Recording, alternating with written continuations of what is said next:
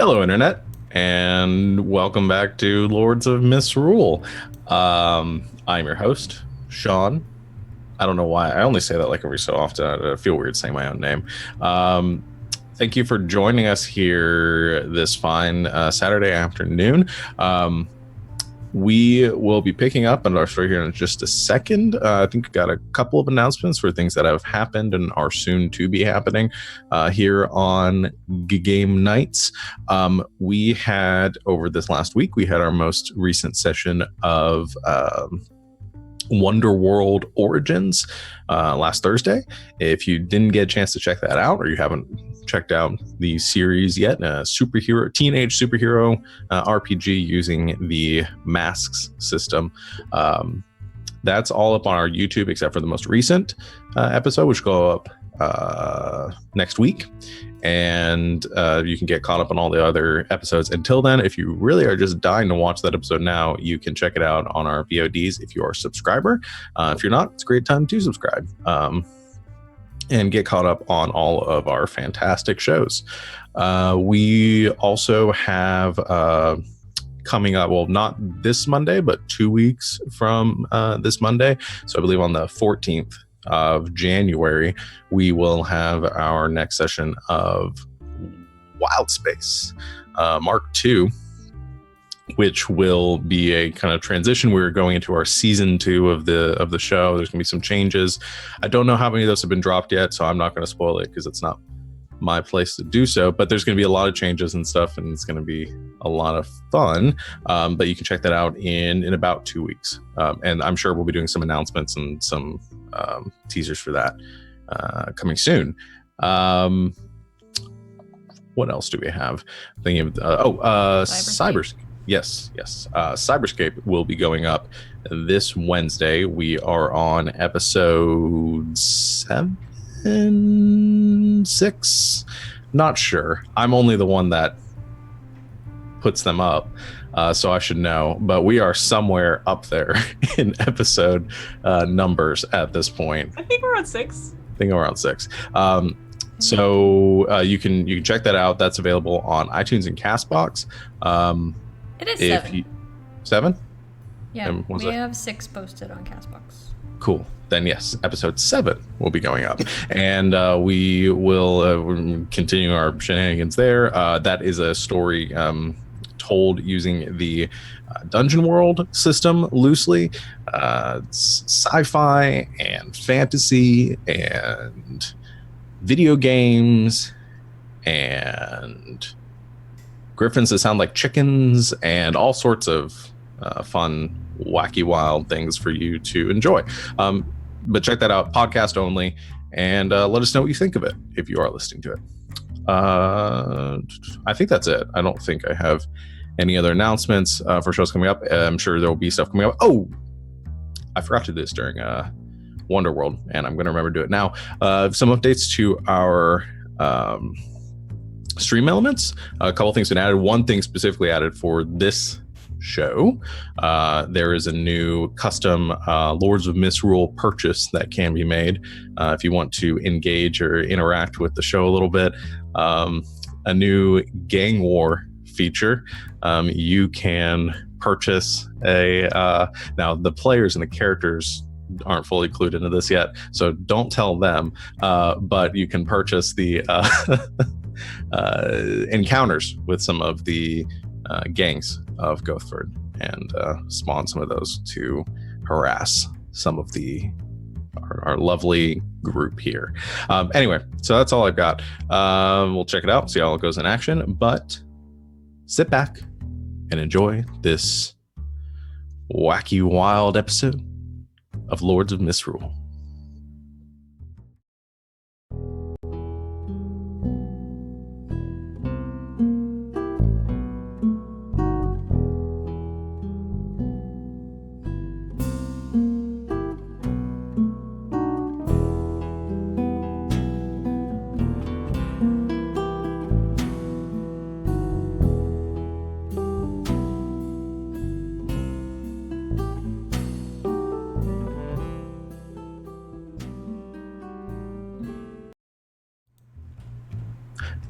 And welcome back. It was pointed out to me during that brief break here that it doesn't look like Stream Elements wants to cooperate with me, and didn't actually post the purchase. I will put that up during the break today. So that will be available hopefully in the second half of our game, but that will be coming soon. Of course, when I remember to do it, technology does not want to cooperate with me. So last time on Lords of Misrule, our party, our crew, took on a job to act as guard security for a meeting of important people, nobles, and other movers and shakers in the city of Gothford. You were contracted through Haran by the sort of neutral security detail for the 4 families that had been established, and you had one job: to keep the people in this party safe. You rubbed shoulders with some of the elites there, had kind of put names to faces of some of these important individuals. However, about halfway through said party, after the 4 patriarchs and matriarch of the families arrived, there was a bit of panic and some monstrous noises coming from outside as what was identified quickly, a large brass dragon attacked the high rise that the party was being held in. And though the security measures were implemented to try to lock down the building, the dragon sort of bust a hole in the glass ceiling and sent a barrage of sleep gas into the party. You resisted and helped kind of re-secure the building, making your way down the flights of steps, the 26 floors, encountering some of the attackers, the members that you identified of the Draconisi gang or family. You dispatched a lot of them and quickly learned that they were planting explosives throughout the interior of this tower, and that there was some sort of monster on the loose, which, when it reared its head, Enza recognized and identified as a Behir.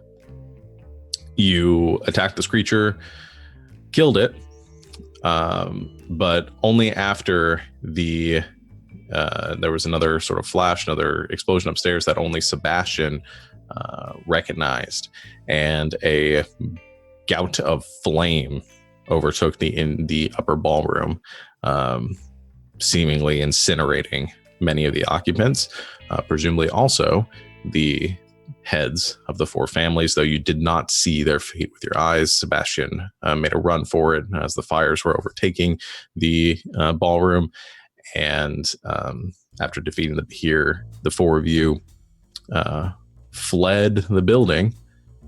And as you hopped in one of the vans that these attackers had came in on, there was an explosion, and the Imperial Tower came crashing down behind you.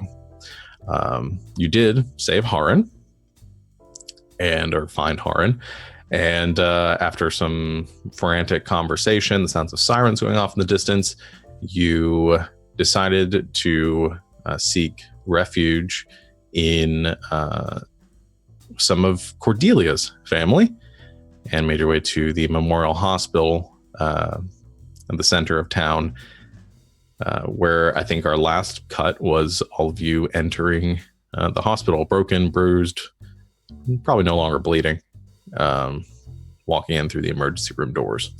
And that's what we're going to pick up. Let me get some better music here. Okay, so I think we pick up with the scene with 1, 2, 3, 4 of you, including Clove and Haran, coming in through the open doors of the hospital sort of emergency room area. There's a lot of panic going on in here right now, though there aren't any people from the tower yet or any injuries from the explosion. Considering how fast you all moved, there does seem to be some commotion, some panic. A lot of the doctors and staff rushing around, and you can hear some sirens picking up of emergency vehicles probably being dispatched to the upper Gothford area. And as you all enter, some of you singed and bruised and pretty beaten up looking from the Bahir. I think there are some hospital staff that see you and begin to sort of rush in your direction. Probably a nurse comes up with a clipboard. She says, "Oh dear, please come sit down. I need your names and I need you to fill out these forms. Is anybody injured? Were you at the tower? We just got news of this a few moments ago. Are you all okay?" We're fine. All right. Well, just sit here in the waiting room for a bit. We'll get a room for you for non-critical injuries. It's going to be a little bit of a wait. We've got some pretty. I'm sure you know what's going on, but just sit down and we'll come to you in a second. My cousin is very hurt, and Ensa is very burnt as well. Not critical per se, but definitely needs some medical attention. I think she walks up to the two of you, or maybe to Sebastian first, and she just sort of grabs the side of your face and like looking at your pupils and kind of giving you a once over. She says, "You look stable enough. Again, non-critical injuries, non-emergency injuries. Just sit down and we'll get to you as soon as we can." Yeah, no, there are gonna be worse coming in. I'll be fine. And so she sort of flanks off from you. I think she throws a clipboard in your hands and walks or goes rushing away. So are you actually going to sit in the waiting room? I don't do that. Okay. All right. Yeah, Just putting the clipboard down on the table. It's a long story. Oh boy. I've got some people here who can help. All right. So the six of you head back into the interior of the hospital. Again, the most of the commotion kind of disappearing, and as you head through some of the double doors into the staff-only areas, and you cut around a few corners and eventually and down some stairs and arrive at the morgue. My friendo down here? Yeah, as you go through the doors. I forgot his name. I feel like a jerk. Edgar. Edgar. I'm going to put that on my sheet. As you come through the doors, I think Edgar is there, and he's currently closing one of the drawers, and wheels around and I think preparing or expecting somebody else, and then seeing you and your companions come through, relaxes a little bit and says, "Oh, Cordelia and guests." Yeah, we met yesterday. I remember you. I don't remember the others. I assume you're not here to drop off some more work for me. Not quite. No. Oh. All right. I'll open it up, and he goes over and again pulls on one of the drawers, and instead a section of the wall comes sliding out and revealing the staircase leading down into the Nosori Sanctum. Okay. Real quick. We're about to go see my family. They're gonna help.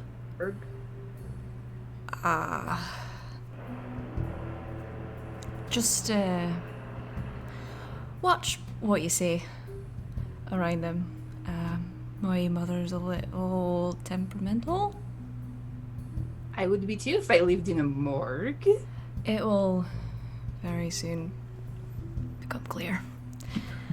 Like, what kind of things are we not supposed to say? Just be polite. Alright. Buck up, Rita. This is gonna be an interesting conversation. I do love those. Like the one we're going to have when you explained to me why you came here without me yesterday. Yeah, now's not really the time for that, but And when we have that conversation, it's going to be very interesting. will it? Oh, yes. There's a slamming noise as the door closes behind you as you're walking down the steps having this conversation. Best face forward. Try not to bleed on the floor. Bit late for that, but There's some people down here who can help with that as well. So, right, let's go.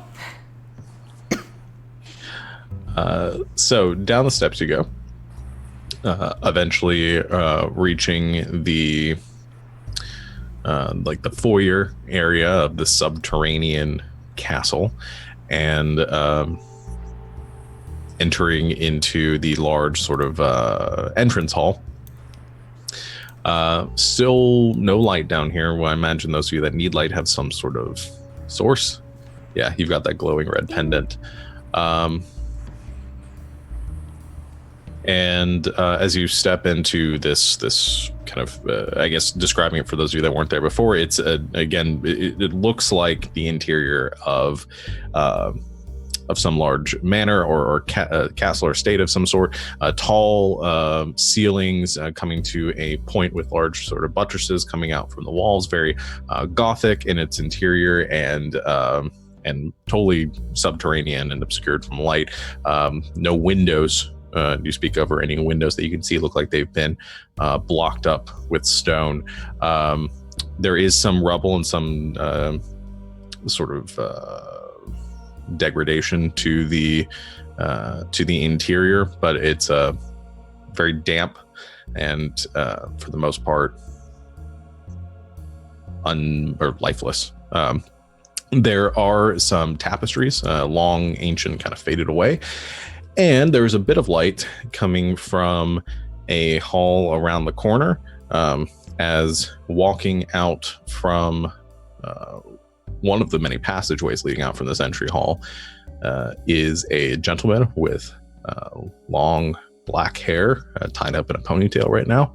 And he is carrying a lantern ahead of him. And he gives a wide, pointed smile. His white fangs kind of gleaming in the lantern light as he sees you, Cordelia, and you see Ashley. And he says, good evening, sister.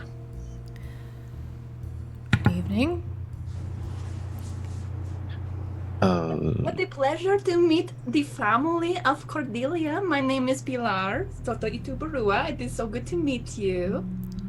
Everyone, this Likewise. is my brother, Ashley. Pleasure to meet all of you. I'm not sure what you're doing here and why you've brought guests. Or why we're bleeding all over your floor. Have you not heard? I assume the blood was just early dinner party. There's been an attack. An attack? A dragon. Where? The Imperial Tower. Oh. Whoops. Best go speak with Mother then. Follow me. And he begins leading down the hall. And mind the carpet with the bleeding. So yeah, everyone, welcome to my home. I think it goes without saying that you can't tell anyone we were here, or that this place exists, or really anything that happens from here on out. Of course. It is very quaint, your home. Very warm and inviting. Your brother's very nice. None of that is true, and you don't have to lie to me. It's really not at all. You're a better liar than that, Rita. Come I on. was trying to be obvious. It's polite to be obvious when you lie to your friends. You don't have to. I hate it here. Okay, I really don't like it at all. What did your brother mean by a dinner party? That's a really good question. Like, what kind of... I mean, my head hurts, so I can't think quite straight, but it seems like a weird comment. Alright. Yeah, I'm gonna let you feel this one, Cece. Honesty hour. Ashley is my half brother. Alright. And a vampire. That makes sense then with the thing he said. This Yeah, is that's like definitely like tenses up. this is the sort of last remaining bastion of the Nosfori.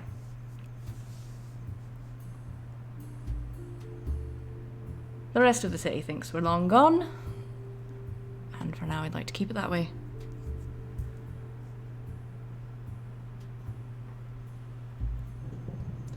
Well, I wasn't expecting that, but it's good to know. So when you say you're half siblings, you get some of that too? Yes.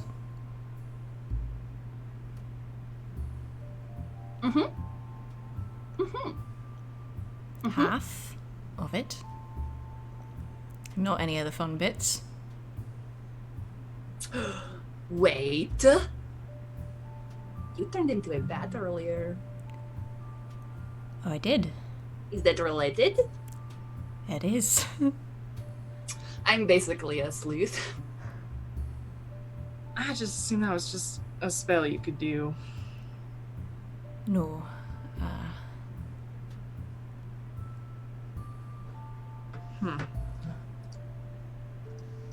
So, yeah, not something I can let get out. Really? If I don't want to be burned at the stake. I mean, I think we're beyond that barbaric practice. They'd probably just shoot you in the head. But Probably. But Point. either way, we will not let that happen.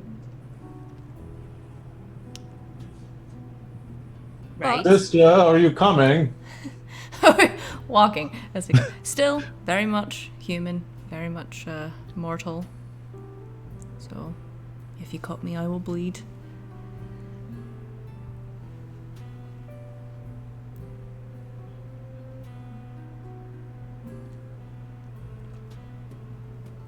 Anyway, And I'm not here. gonna go like feral and turn on any of you, so.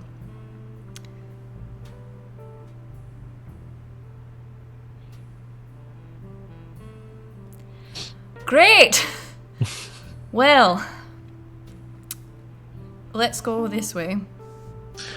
So you follow Ashley down the halls and make it to the room he's leading you to, which is the same study that you two were in before, Cordelia and Sebastian. And this time, Natalie is there, your mother is there, and she is sitting in one of the like armchairs near the fire, which looks like it's just been lit.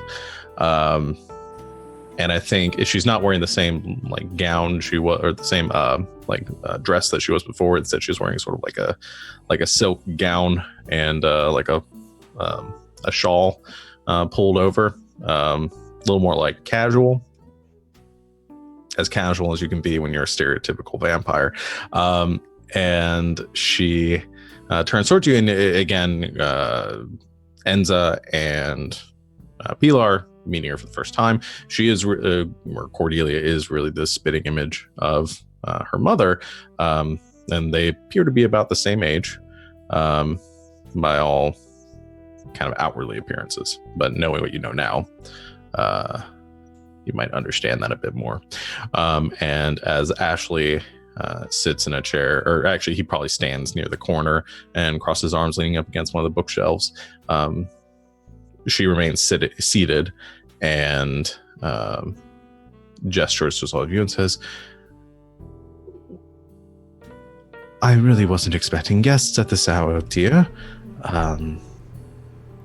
Ashley, what seems to be the issue? And Ashley says, well, Mother, it appears there was an attack above ground. You said there were dragons attacking, yes? Well, one very large one, and some, I don't know, dragonkin something. Yeah, they were part dragon. And she nods knowingly at this and says, so it appears the Dragonisi have re-entered the playing field. Fantastic. That's exactly what we needed right now. I take this as partially your doing then, dear son. And Ashley again kind of sulks a little bit more, like leaning up against the shelves and says, well, at the time yes, Mother. And it appears that the arrangements that I had made with the Draconisi were not everything that I expected them to be. Were those your friends? Indirectly, yes. I had, putting my cards on the table, we had received a request, a job, recently from contact with the Draconisi that requesting some assistance in establishing some small footing for some business in the city. They had presented themselves as needing to make some business arrangements. I did not know that their intent was to attack in any way or to do anything of this magnitude. Well, they have. Guess the golden sun doesn't shine so well in this light. Yeah, your friends killed my bird and almost killed my Tito and almost killed my friend and my boss. And might have killed the heads of the other families. Your mother sits up in this moment. She says, explain. Yeah, I went back up because there were explosives in the building. Went up to the ballroom, the heads and, all the hoity-toity well-to-do movers and shakers of Gothard were there. And big old fire blast. Wasn't able to stick around and see if anyone survived. I assume that the heads did because they're badasses, but doesn't look great. Haran, who's been very quiet this entire time, standing in the back, it chimes in this moment. He goes, what? They were still... Did I not mention that part? Did you see them get out? No, because I had to run before the fire got me, so... Oh, great. And Haran just goes to sit in a chair on the other side of the room, and just continues to mutter against it. So it's like, shit. Don't worry, Haran. I'm sure Ashley would love to bring you some wine to calm your nerves. Didn't realize that we were supposed to entertain. Get sure, I'll bring some wine then.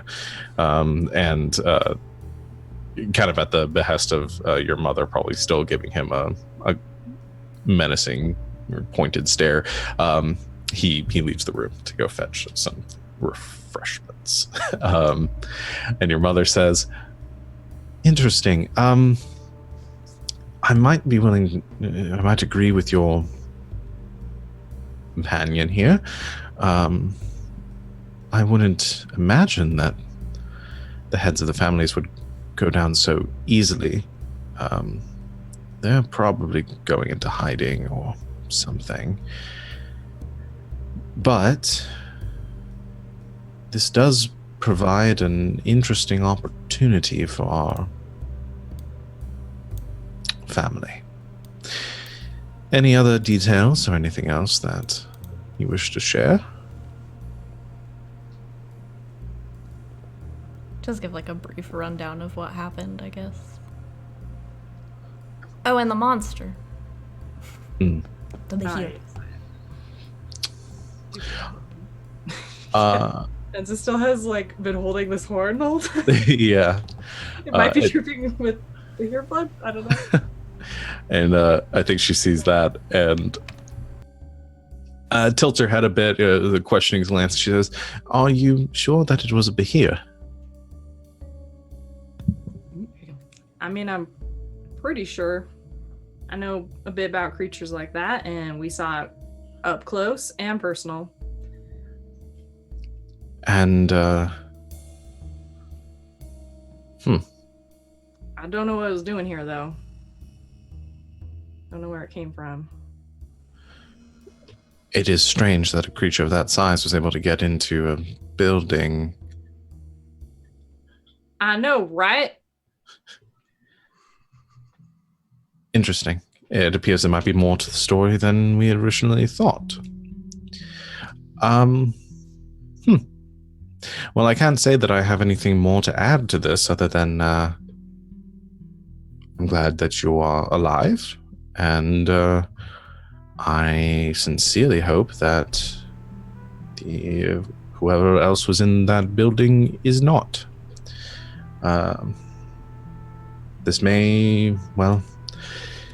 This is likely going to cause some changes around here. It'll be interesting to see how that turns out. And Harid in the corner is like, "No shit, changes. We're all out of jobs. And do you have any idea the sort of problem?" And he kind of stands up and he's like pacing around the room. It's like, "You have any idea the sort of problems that this is going to cause? Everybody's going to be at each other's throats. They're going to be accusing each other. This is probably going to start the whole freaking war back up again." Which is why, I look at him, I look at my mom. Right now, the city needs a strong presence to lead it. Well, who's that going to be?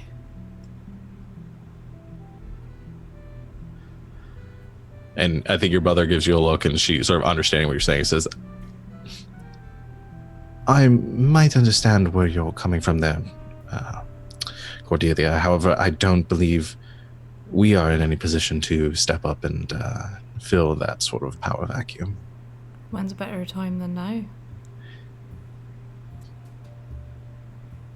I'm sure this might lead to some advantageous positionings for us, but there's still a matter of public persuasion, and well, we just don't have the leverage at this moment. We have some things in the works, but it would be premature to make our move now. I think that is very wise. Because I know a little bit about people and how they think, and when they are running scattered and scared, to have something or someone's that they do not trust to come out of the woodwork suddenly at that time is only going to be met with opposition. But if this thing or these someone's prove to be a help after this time, then past presuppositions can be put aside for the better. This one makes a fair point. She usually does. So,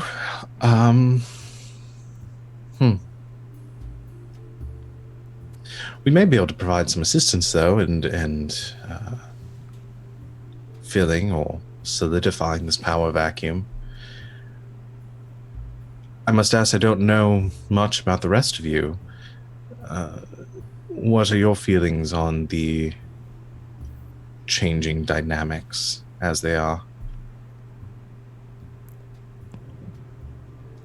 Good riddance to bad rubbish, I say.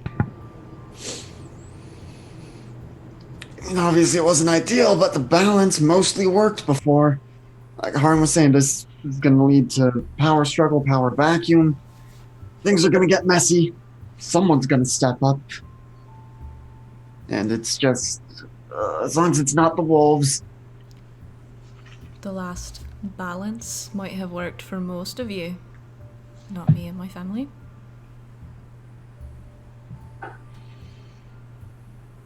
Well, your friend here, pointing to Haran, she says, does bring up some concerns that I was articulating, that we may have, well, there is likely to be some chaos in the days to follow, even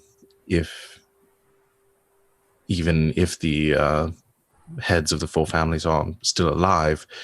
They're likely to be at each other's throats very soon, with many in the city caught in the crossfire. Might be good to pick a side while there is a side to pick still. Otherwise, you're unsure to know which family might rise to the occasion. Or, if you have any other ideas on how you can continue to maintain your neutrality and help out the city where you can, or do nothing, it's up to you. But you seem capable and driven to do things, and I'm willing to support where I can.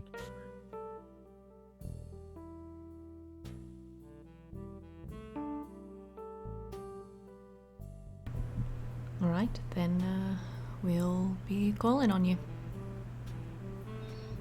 Of course, as you know, my dear daughter, our services don't come free. And that we will want some assurances that should things return to a stable state and some amount of peace is once again brokered, that we get our fair shake in all of this.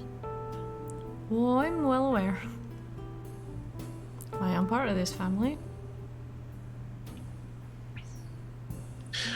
Well, you're welcome to stay here in any of the spare rooms tonight if you so choose. I appreciate this update, however.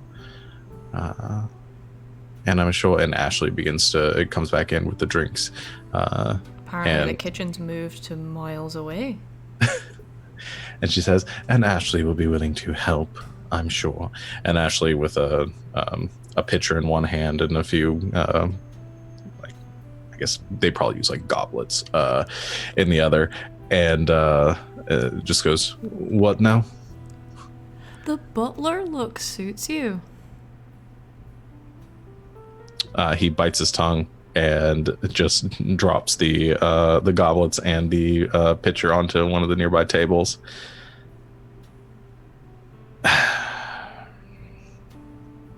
He just shakes his head and walks back across the room and sits in one of the chairs, arms crossed, legs crossed. And your mother stands up and she says, I'm going to excuse myself for the evening then, unless there's anything else you needed. Ashley, you can fill me in on anything else. Come tomorrow. Good night to all of you, and pleasure meeting you. A pleasure meeting you as well. How do I address you? Lady Strega is fine for now. I do a nice curtsy. And she gives a respectful nod to your curtsy and leaves the room. I think we're friends. I don't know.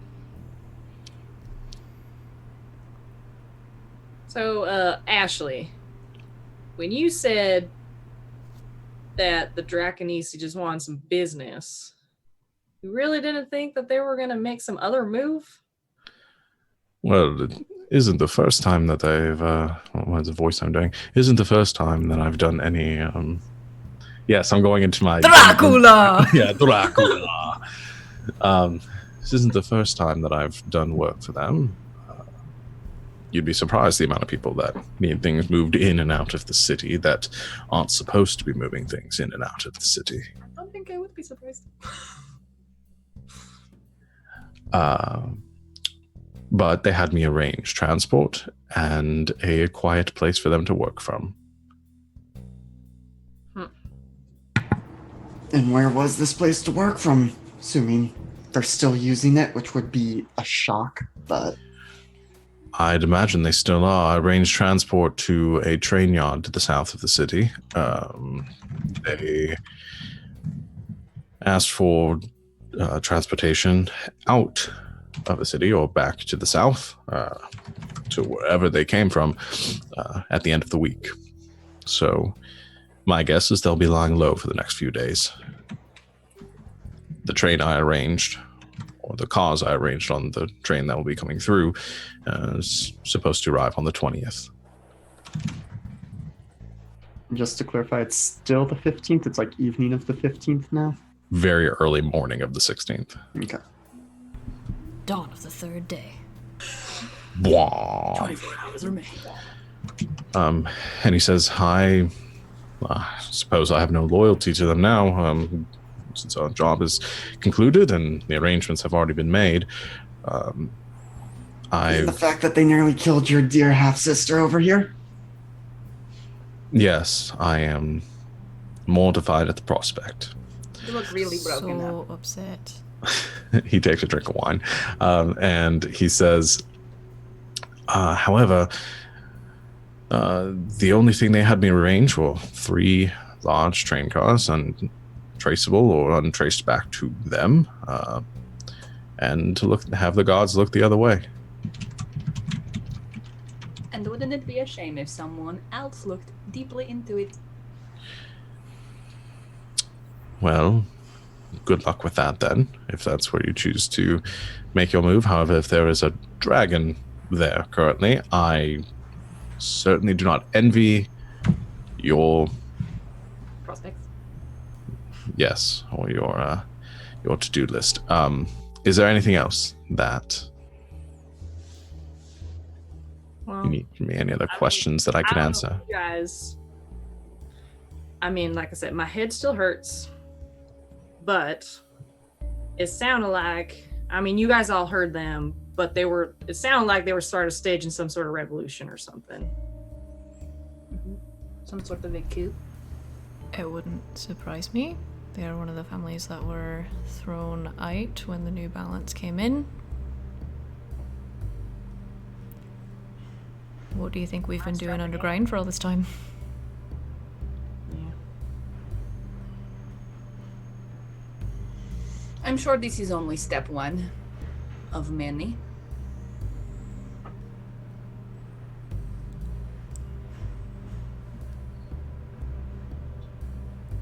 Actually, what do you think they have planned?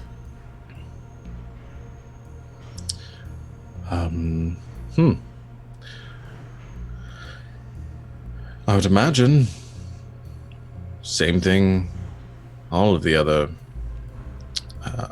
families that were ousted have plans to strike when the time is right. But I can't really say what their plans are beyond that.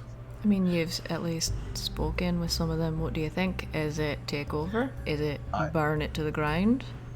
I don't really ask many questions in what I do, but That's why you don't know very much. I don't imagine you demolish a building and kill most of the people in power within a city if you're looking to make a deal. So Burn it to the ground then. Well, can't have that. the I dragons live have here. the dragons have always been prone to a scorched earth policy of negotiation. One of the reasons why the other families didn't take too kindly with making alliances with them. Fair. So, Ashley, did you have a point of contact in the city with the Draconese? I did. There was a gentleman that I met with a couple of times within the city. Not a member of the Draconese family, but somebody that was negotiating on their behalf. I would personally like to meet this person.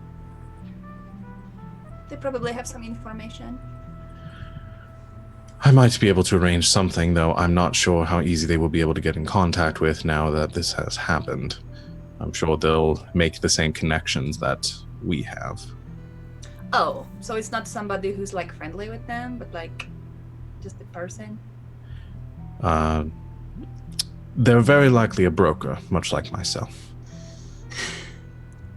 We would greatly appreciate it if you could try. I'll see what I can stir up. Might take me a day or two. But, like I said, you'll probably have some time before you need to deal with any of the dragons as it is. They likely won't be leaving for a few days. Or you can go now, if you wish. I'm tired. That's what I assumed. I'll see what I can find if they are willing to reach out to me at this point. Who knows? Should be fun. I think so.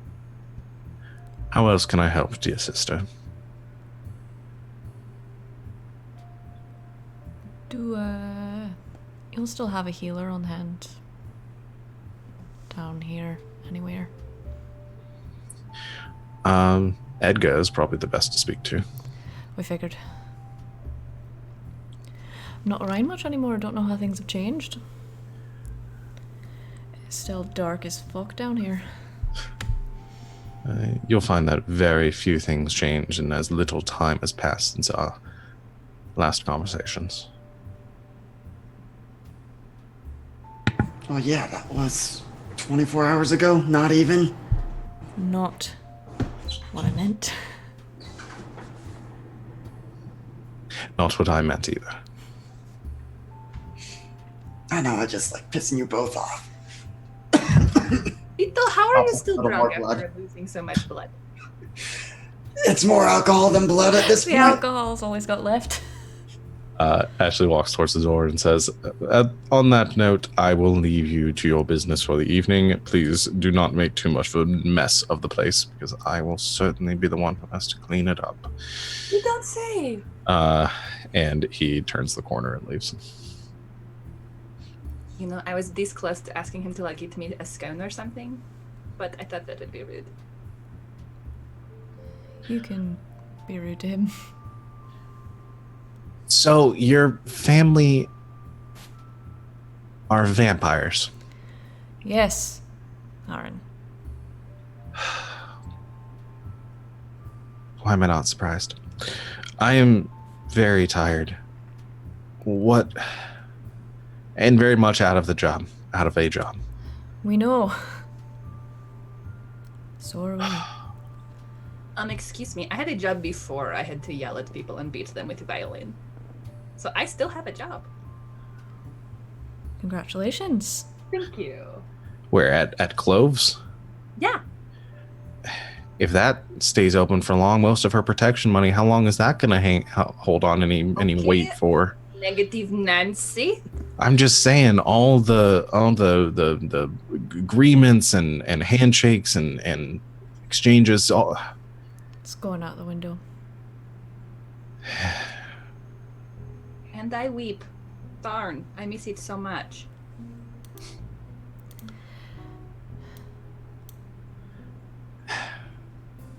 He like straightens up and grabs one of the goblets off the table, pours himself a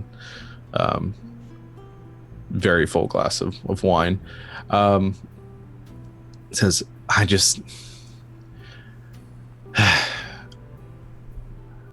don't know what to do. I don't know if we pick a side and look for strength in numbers, or if Tired of this shit. Maybe we should just leave the city. And go where? I don't know. Go live Maybe in start the a forest farm. with a That can't be dragon. that easy. Yeah.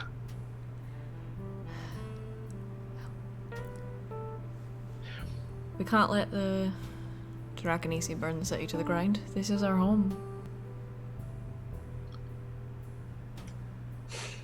Well, someone's gonna end up burning the city to the ground at this point. Something's gonna burn. Something's gonna go up. It just depends on who and what and where. All I care about is making sure we come out on top. Well, I don't see how to do that unless we start our own gang.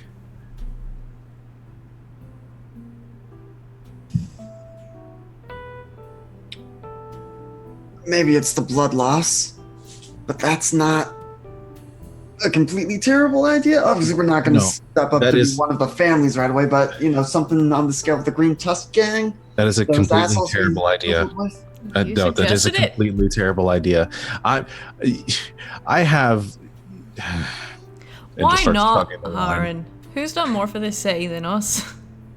Shit ton of people, Cordelia. Yeah. there's I a lot don't of think good- that's true. We've worked for all the families between us. We've helped a lot of people. We've done a lot of things. Yeah, but there's only like 6 of you at this point, and that's not really much for a gang. Not yet, but go through the right channels, find the right backing. We could get very important very quickly. I'm not saying tomorrow, but everyone likes to have a plan for their future.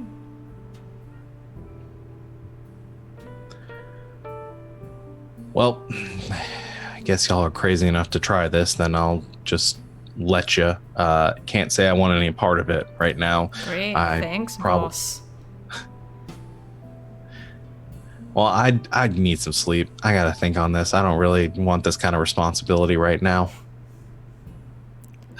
Here, and kind of like digs into the bag that he's carrying and pulls out a side. He says, "Your payment for tonight," and throws it on the table and says, "Glad I got it up front because probably wouldn't have gotten it otherwise.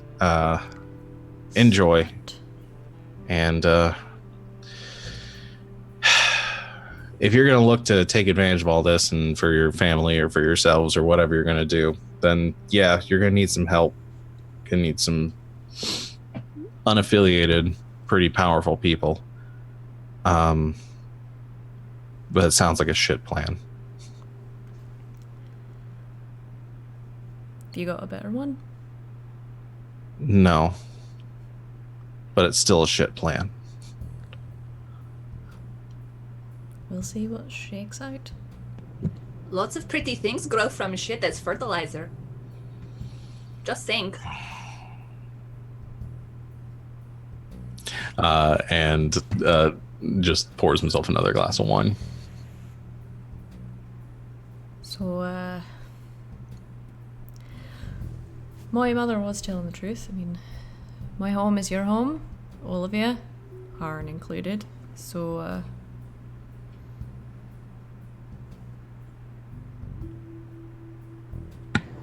you're welcome to stay, is all I'm saying, if you don't want to make the trek home.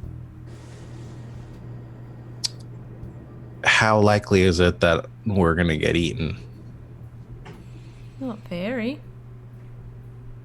You've been, invited in. Isn't that like the story they always tell? I thought it was the other way around. It is, that was a joke, Harn. Like I said, I'm very tired. Do you want to stay? I guess it can't be any worse. I mean, it's either down here and get bit or up there and get chomped on by a dragon.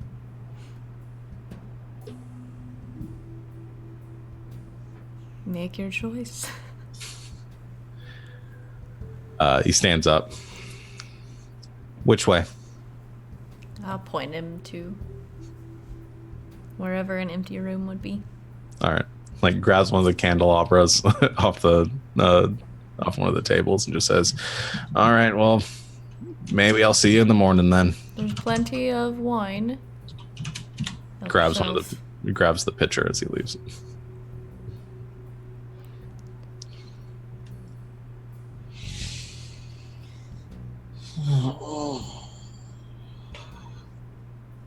We should probably call it a night too, but Do you all want to see a healer, particularly Seb and Enza, or do you want to just go to sleep? And do you want to sleep here or do you want to sleep somewhere else? I can have Edgar take a look at you before Who's we Edgar? do either of those. the guy who let us in In the morgue. up top. Oh, he was nice. Yeah, Yes. a once over wouldn't hurt. Or thrice over. We'll get him. Wait, are we staying here? Like, are we staying here? Are we staying here? I'm Up sorry. to you. Are we staying here? Up to you. Either way, I don't have an apartment to go back to. Excuse you. You have a very large family. You can go back to. And we had this conversation earlier. And it wasn't over. So we could go there. No, not happening, especially not if, Why? as slim as the odds are, I don't want to risk bringing anyone trying to finish off, what happened at the tower and bringing that on the family. We're not important enough to be burned by a Dargan. I'm not going to risk it. Fine. I guess they can just live in fear, not hearing from us or getting a call from us until tomorrow. Wouldn't be the first time. Right. Enza, I'm Enza. I can't think straight. Oh my word. Wait. She really got hit hard. Oh Are you okay? Not okay. Pilar, Yes. I could give your family a call. I need to go take care of something, and I don't know if I'll be staying the night here. Cordelia, your family seems great. Nothing against them. I just need to take care of something first. No offense taken, but will you let Edgar take a look at you before you go? Do you want accompaniment? Where you're going? I'll try to be quick. And Allow me to rephrase. I'm going with you. all right, if you want. You are using a Bahir's head horn as a crutch. I'm going with you. I can stand perfectly. I'm gonna go get Edgar. Okay. So we can say that Edgar looks those of you over that need medical attention. Can he do healing? Like Does he healing- work with live people? Like healing magic or just like medical Can he? attention. He can give medical attention. He's not like He's a doctor. he's a doctor, not a cleric. Damn, I'm a doctor, not a cleric. He can look you over. I mean, for Enza, not really anything he can do for a head wound. I think he diagnoses it as concussion, as like you just somebody needs to watch her for a while and she just needs to rest. But it doesn't look like she has a contusion or any sort of like fractures or anything. That's good. To Sebastian, I think, patches up some of your bleeding and bandages some of your more obvious wounds, but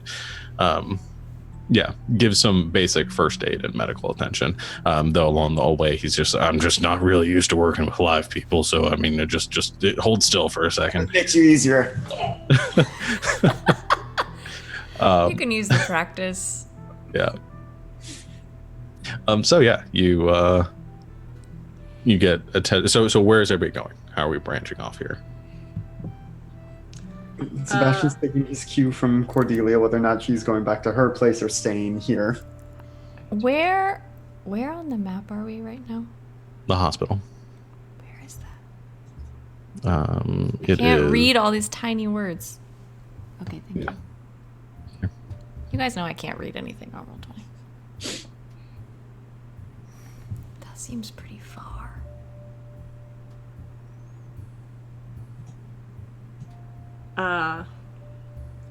Well, Enza's going to go back to Upper Gothford really quick.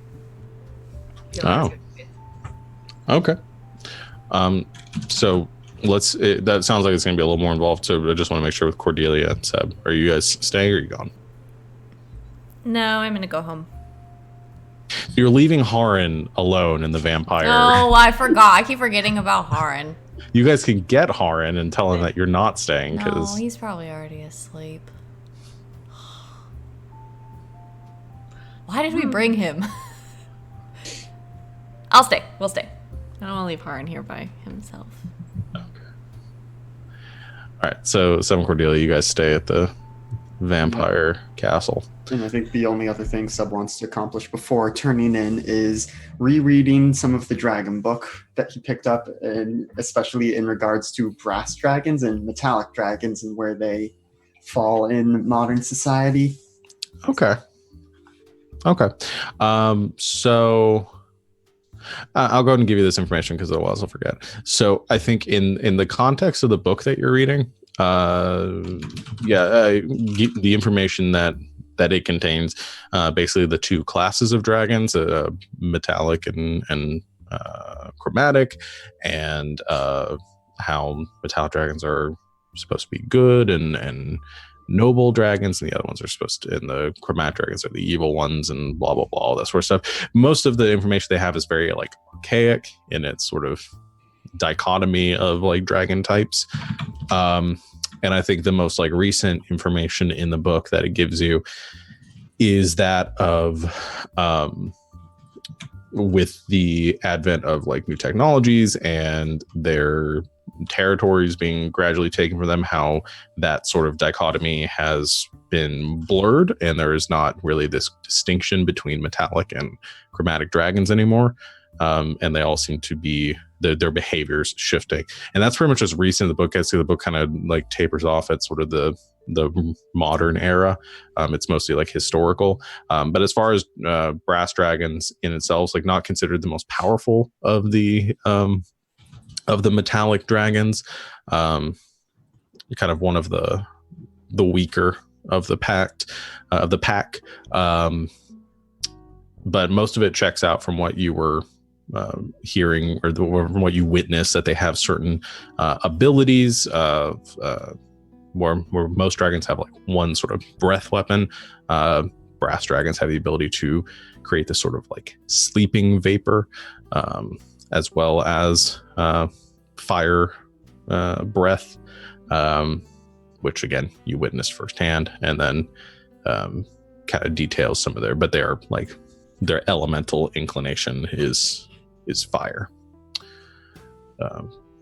Yeah, I think that's what you get from it. Yes, Cordelia. I have a question. Sure. About my familiar that I have.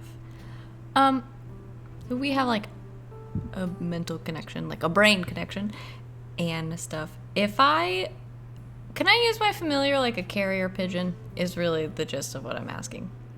Yeah, you could tell it to do something. I gave her like a message, could she take it somewhere? Yeah. That's actually kind of like the use of familiars that never gets actually used. Great, I've like never used one before. Yeah. Okay. It's like their purpose. Great! Even better. Okay, so I'm going to go to sleep, but before I go to sleep, I want to write just a little note to Nikolai. Okay. Just to say, got caught up downtown.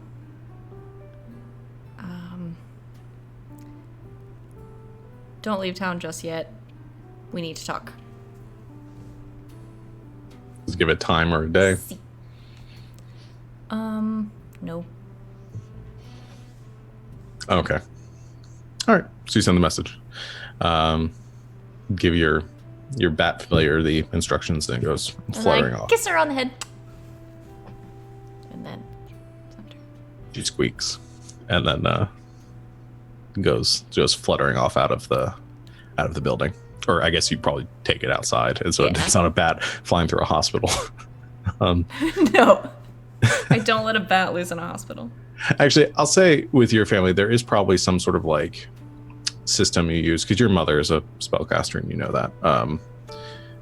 She's a witch, and she has a familiar as well. So there's probably some sort of like small like tunnel or crack that they send their familiars out through. Great. Probably connected to like a sewage tunnel or something like that. Okay. And then I just wait for her to come back. Okay. With the rate that she travels, it probably takes a little bit for her to go and come back. I don't think, I'm trying to decide whether she would carry a message back. Whether this is gonna be like a really long email chain. Yeah, I think she returns after a while. Okay, so Enza and Pilar, the two of you are heading back to Upper Gothford. Yes. Are you actually letting Pilar come with you, or are you going to try to ditch her? No, Pilar can come. I Okay. was gonna say you could certainly try. No, Pilar can come. Gonna try to get a taxi. Okay. And pay to get there quickly. Okay. Well, I think here's what happens if you try. Yeah, if you try to get a taxi, go uptown, they can probably take you across the bridge, but that's probably as close as they can get you to the building, because you can see there's like smoke rising up from that part of the city. There's a bunch of sirens going off. There's a lot of commotion from that edge, and there's like a kind of a haze like hovering over everything from this destruction. So yeah, the taxi will take you as close as it can. But you're still probably like 15 or 20 blocks away. Okay. I haven't picked where on the map this is, but Enzo wants to go to the tea shop that Anthea works at and leave a note. So it sounds like they might need to hoof it a bit. And says to Pilar, sorry, we might have to walk a little bit. I have one of my walking shoes. All right. She's probably still carrying this. But here's the thing. So great. Maybe we figured out a way to like strap it on her back or something. Okay. Shove it in her- it's shoving out. It's sticking out of her bag that has her rifle in it. It's where the ear horn is sticking out of it. It looks very, very subtle. Very subtle. But is gonna try to take a path that avoids any cops or anything. So maybe trying to be sneaky. Okay. So yeah, I think. Press that one. Yeah, make a stealth check. Okay. Do we both need to? Yeah. Yeah. Excellent. Oh no. What do we got? I got a 17. Oh. Oh. I gotta wait for my sheet to pull up. I got a 9. Big 9. Okay, so yeah. As far as you know, nobody sees you. You make your way to the tea shop, the orangery. Is that how you pronounce it? Okay, make sure I have that right. It's French. Oh, okay. So you were saying. Okay. Orangery. So you make your way to the orangery in Upper Gothford. It's obviously dark inside. It's probably like 2 a.m. right now, so there's not a lot happening. I think because Anthea, she lives in the tea shop. Yeah. Yes, or does she? Is above it or nearby? I don't Okay. know. I thought about that. with this sort of like with the way things work in the city, I'd imagine there's like a small apartment above the building that she probably leases as well. So I think you get the as you guys are making your way through Upper Gopher, you notice that even though it's 2 a.m, there's a lot of people out right now. There's a lot of lights on. People are clearly up and trying to figure out seeing what's going on. A lot of people leaning out of windows and trying to catch an eye of whatever the commotion is. So you get to the orangery, and the shop is dark, but I think you do see there is a light on in the apartment above. What do you do? Pilar, do you have any paper or anything? Mm-hmm. Can I borrow some? Mm-hmm. Paper. Pen. Do you need this to be a sneaky message? No, I was just gonna. Okay. Okay. Wait, I can write the sneaky message that only the person you want to read it can read. Actually, that sounds pretty. Do you have to have met the person? Let me think about it. Nope. I don't think so. Well, that's funny. Mm-hmm. That's fancy. Well, that might be good. All right, I will write it in. Okay. Who this person? Her name is Anthea. Okay.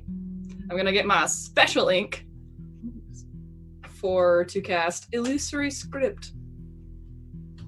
Okay. And you're illusory scripting on a piece of paper? Mm-hmm. Okay. What does the message say? It says, be careful.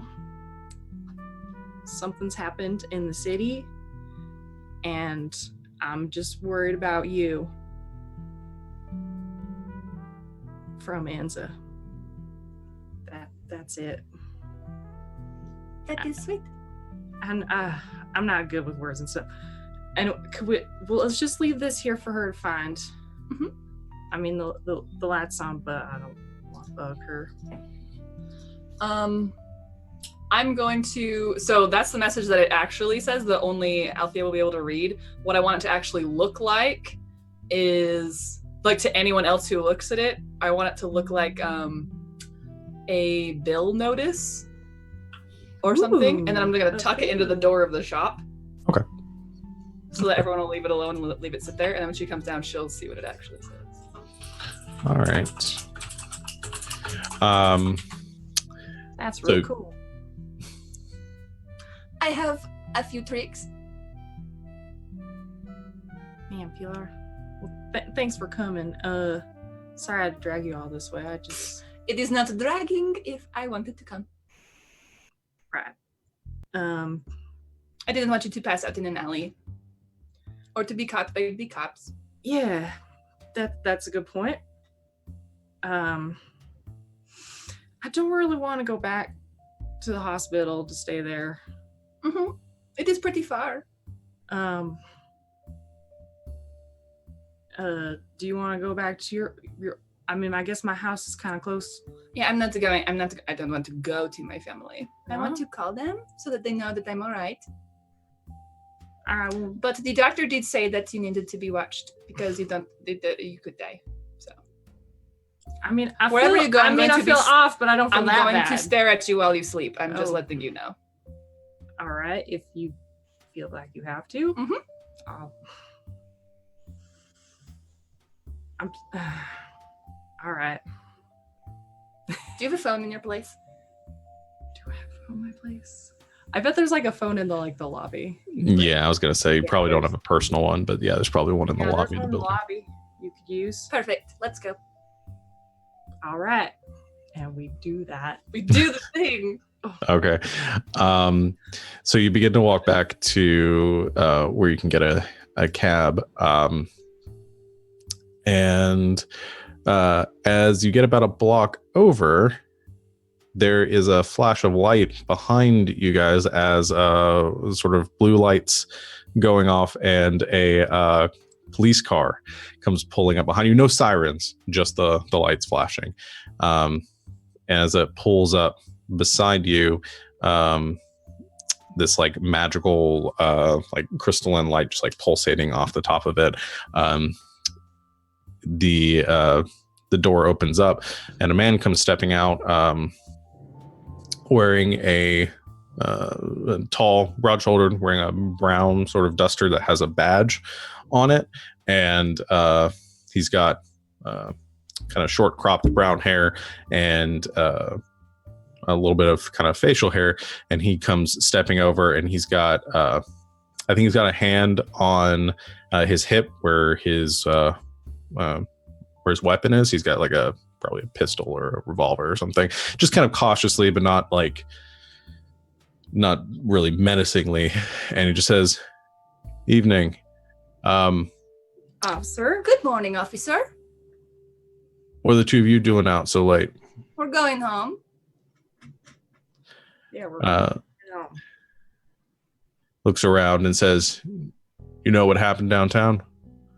There was some sort of big explosion. There was lots of dust and noise, and it was not pretty great. So we're staying away from there. All right. We were just out at the party. We were drinking, and well, my friend has some really weird friends, and they did like a hunting thing. But it's fine. We're just tired. We're going to go home now.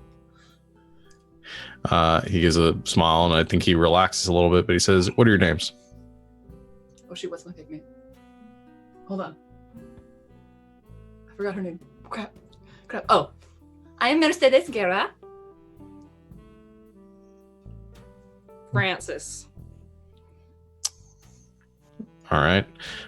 Ms. Guerra, Francis, trying to keep the streets as clean as possible right now, trying to get people back to their homes, considering what just happened. There's some suspicious, I can't speak right now. Geez, some suspicious people, which is a very hard Have you phrase to been say. drinking, Ossifer? Yeah, some suspicious events happening tonight. Yeah, we were trying to catch a cab. We can't find any of them. I think they might be sleeping. We're probably going to have to walk. Do you want to escort us? He says, "That's probably for the best. Why don't you get in the back of the car and I'll take you to wherever you need to go." Thank you, officer. You are so kind. He kind of gives an awkward nod at that and opens it. Showily takes off her high heels and is like, I really wasn't looking forward to walking so many city blocks. Okay, so you get into the back of the car, and the detective. Actually, he probably has to. So where are you going? We're going to Rutan Square. Rutan? I don't know how to say it. Okay, yeah, Rudin. So he takes. Square. So he cuts the light on the top, and the car takes off. That's not really where he leisurely drives at a respectful pace, drives you back towards Rutan Square. It's probably, I mean, I don't know how much conversation you guys are making with the police. Tons. Okay. Taylor always makes tons of conversation to throw people off and keep them distracted. Okay. So like, quietly, like, nice. I think he says they're kind of part of the way, like halfway as you guys are crossing the bridge. He says, so you said you were at a party tonight. How close were you to the Imperial building or the Imperial Tower? We were just it was sort of by the docks in the West Circle. That's a long. From where, like, we could see the boom from where we were. Oh. Are you allowed to tell us what happened? Yeah, it looks like there was some sort of attack downtown. The Imperial building was. Not sure right now. Don't really have a lot of information to go on. There's a high probability that there was some organized crime involvement, though. Well, I trust the illustrious police force to get to the bottom of it, as always. Says, well, we're going to do our best, doing everything we can to try to clean up the city a bit. Well, we appreciate it, officer. You're doing good work. Yeah. But I'm glad I can help out some people where I can. Just glad to see you guys, you two weren't hurt in all of this. Not by any of not by any of that, at least. Yeah. And I think as he crossed the bridge, he says, "Now." I think he adjusts his mirror. He's looking back towards people. He says, "I feel like I've seen you somewhere before." Me? Yeah. You're not a performer, are you? I am, actually. I sing sometimes. Where do you play at? Oh, here and there. I play at different clubs, sometimes some taverns. I'm trying to get better jobs, but it is so hard in this economy. Oh, I can only imagine. I'm glad to have the job I do. The pensions glad really you be have the great job once too. put in my time. Yeah. I'm trying to place where I might have seen it. Wasn't over off of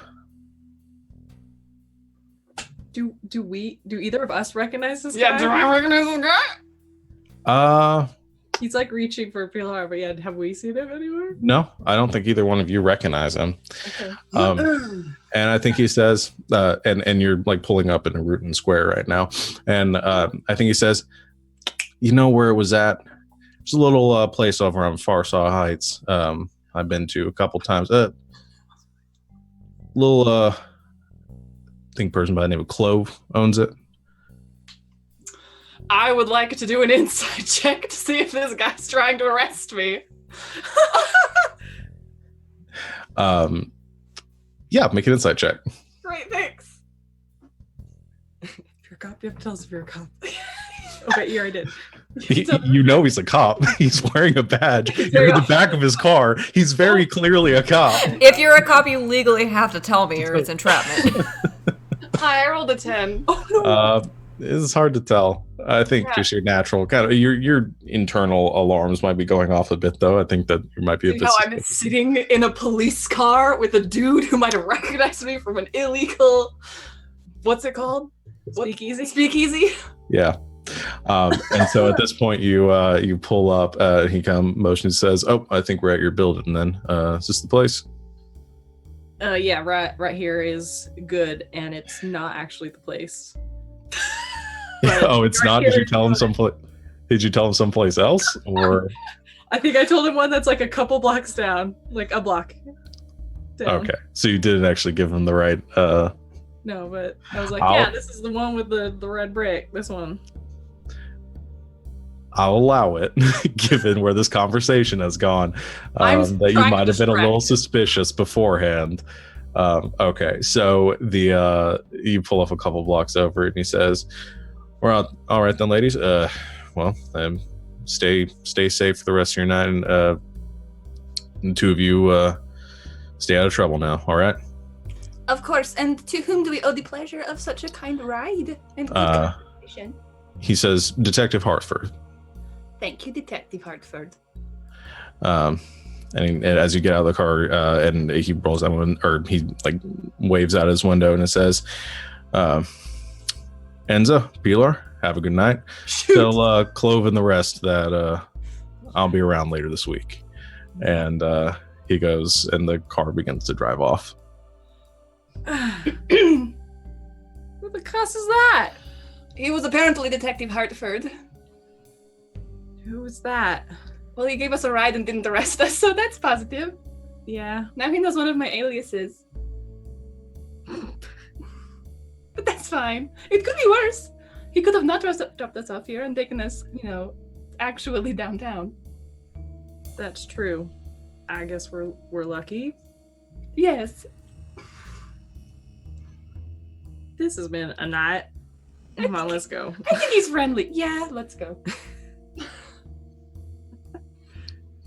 All right, so you guys head off to sleep, and I guess Clove is staying at the Sanctum too, with Seb and Cordelia and Haran, though they have been uncharacteristically quiet. So you all get some sleep for the evening. You can do your sleep things, and I guess this is probably a good place for us to go ahead and take our break before anything exciting starts happening. So we will be right back in a few minutes, everyone. So stick around and see what happens next.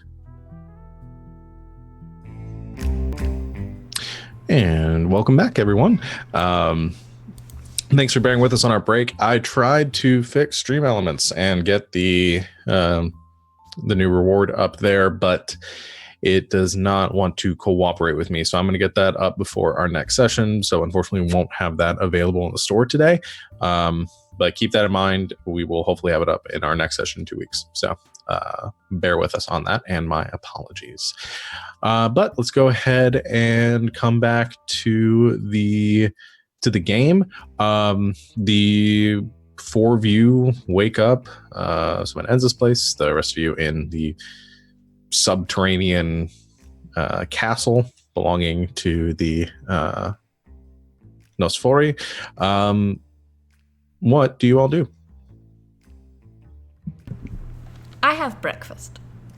Okay, so assuming breakfast and stuff, we can cut through all of the monotony of morning activities.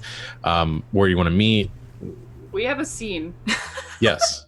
Thank Put it you. like that. Go ahead. When Enzo wakes up, she remembers that there was a note delivered to her yesterday about possibly a Behir. She's gonna look at it. Yeah. I gotta go back to wakes that. up like, wait. Yeah. Wait. So a lot of this isn't going to be as important, but the message, the information you get from Jacob, it's like news clippings and like witness statements. Some of them are like copies of GCPD like witness reports and things like that. It's a documentation of attacks around the city at around the same time that the attack took place on that you were involved in. And the witness reports specify the smell of a lot of them spelled ozone, burned bodies, but not burned by fire, large claw marks on trees in the ground, things like that, which obviously they don't put 2 and 2 together. But I think given what you encountered yesterday and you maybe put the pieces together and based on this information. Man, I probably should have read this yesterday when I first got it. What do you mean? Well, I talked to somebody who collected some info, and I mean, now we know it refers to the a Behir. Is that what that was called? Yeah, that big thing that we Yeah, I was going to fought, say the thing. Yeah, the it's in the tub. Probably like dumped the like poured in the bathtub and just sprays it. left it there. Yeah, that thing. Oh yeah, that would have been good to know before. I mean, I didn't know would be connected. Well, hey, now we know that it has been around before yesterday. That's true. Well, I guess we should head back to the hospital where everybody was at. Yeah, probably. We do that. We do that. Okay, you guys want to meet back at the sanctum, and Yes, yeah, we didn't talk about meeting anywhere else. And I'm okay. I'm willing to retcon and say you talked about meeting somewhere else if you guys don't want to be there. But if you guys do want to be there, that's fine. okay. I'd rather not, but Yeah, I mean, we probably would have said to meet at the joint. That's fine. Presumably Clove would want to get back there and make sure everyone's okay and stuff. And Yeah. Okay. So yeah, let's do the meeting there then. I think that probably makes more sense. It's closed down. There's nobody in it except for the 5 of you, I guess, and Harn. When you get there, so Clove gets pretty busy trying to get everything in order and make sure all of the kids are okay. But yeah, so you have the place to yourself. Starwipe. good morning. morning. We met a cop last night who knew who we were. I'm sorry, what? Yeah, we Yeah. met a cop last night on our walk, and I was very smooth, and yet he totally knew who we were. Did he give a name? Detective Hartford. Clove from the other room. Oh shit. What? Do you know Clove, this is cop? that the cop? Yeah, that's the cop. He was by here yesterday Yesterday. or the day before. Shit. Okay, the day before. Yeah, he knew us by name. Yeah. I even gave a fake name. He's looking for me. He didn't ask about you. Oh, that. I'm not really sure what he wants. Really good Clove impression. It's very good. But I think he just wanted something to do with you, Cordelia. I know what he wants. So let me just be super clear and say that by no fault of anyone, we got in his car and he totally took us somewhere where we wanted to go and nothing bad happened. And he didn't ask about you, Cordelia, or anything. He was not very imposing at all. He was really nice. Well, that's good. Yeah, he seemed all right. He came to Clove looking for Ashley. I know, I remember the conversation. Haran is sitting, like leaning back in a chair, probably some like dark shades on. It's just like massaging his temples. It's like, so now there's a cop involved in all of this. Why are you here?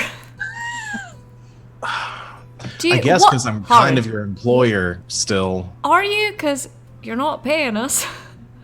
I paid you yesterday. It didn't come from your pocket.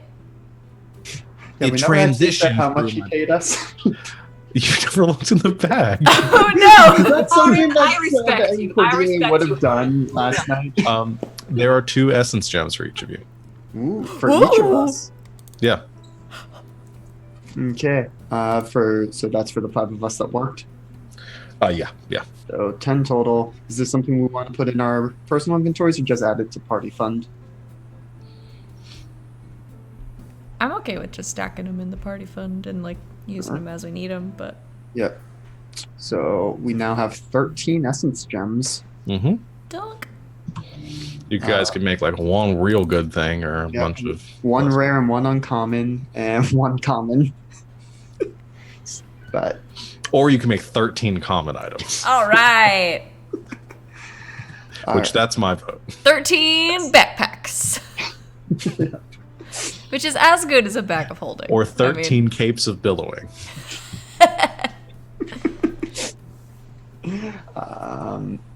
I had something I was gonna say after got that straightened out. What was it? Haran, I know it's still early yet, but I assume you haven't heard anything through the grapevine. No one's poked their heads out. We'll just say to cut the plot along that maybe Hard went off and did some stuff this morning. It says, yeah, I got some news. It's not good though. So as far as anybody knows, the foreheads have not shown back up since last night. But not their bodies weren't found in the wreckage or anything. Well, yeah, there weren't really a whole lot of bodies too. They're still sorting through that. It's a pretty big pile of building. And given the fire, there's not really a lot left behind. so and obviously- they're- Go ahead. Oh, no, continue. I was just gonna say, so they're either dead, kidnapped, or in hiding. Yeah, one of those 3. All of which are bad for the leaders of the city. Yeah, speaking of which, so obviously some important people went down with the ship last night too. Gonna have to see where all that shakes out. So the city's reeling. A lot of the officials, the chief of police is gone. So the GCPD is sort of in crisis mode, trying to fill that. And then the seconds in commands, the lieutenants, the there's a lot of infighting going on right now, or at least beginning to brew. And there have been some minor kind of rumbles, I guess is the best, fights between some of the families have broken out. A lot of them pointing fingers at the others for this happening, saying that somebody else inside the city must have been involved. So, yeah, it's not great.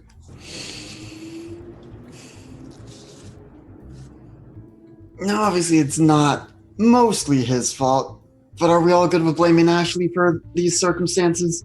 Oh, absolutely. Looking at Cordelia, seeing if she takes any actual issue with it. As much as I want to say yes, because I hate him so much, there's no way that something of this scale was all his fault. Yeah, no, just looking for someone to blame since... Yeah, okay. I'd blame the families that pushed the rest of us out in the first place years ago, but... Yeah, well, until yesterday I was only, theoretically aware of all that. So, you'll have to forgive us for it not being as immediate to the rest of us. We'll get there, but... I know, and I'm sorry I dropped you all in the middle of it without much of an explanation. But a building had collapsed and there was a dragon, so, limited time. Yep. And all that, and Ashley obviously had something to do with it. I'm not defending him, but I think it's bigger than that. Yeah. Okay, so, let's see, we've got the gang, the families at each other's throats. Who knows what the small fry are doing? We know there's a train yard in the picture. What else do we have? I know where the dragon is roosting. Good to know, but I feel like that's probably a bit outside of our capabilities right now, maybe? Well, it would at least be good to know where the dragon is in case it leaves that spot. Sure, yeah. I mean, we did take a peek and see if it's still there. I can do that. I can too, to no risk of any of us. Oh, yeah? Even better. Summons Themiston. Who just appears within 5 feet of me. Yeah. So the On my owl hand! appears perched on your hand. It will probably take a while, but I could send him looking. Might as well while we're doing whatever else we figure out. We do have 2 of those, so I've got one I can send elsewhere if there's anyone you want to check up on.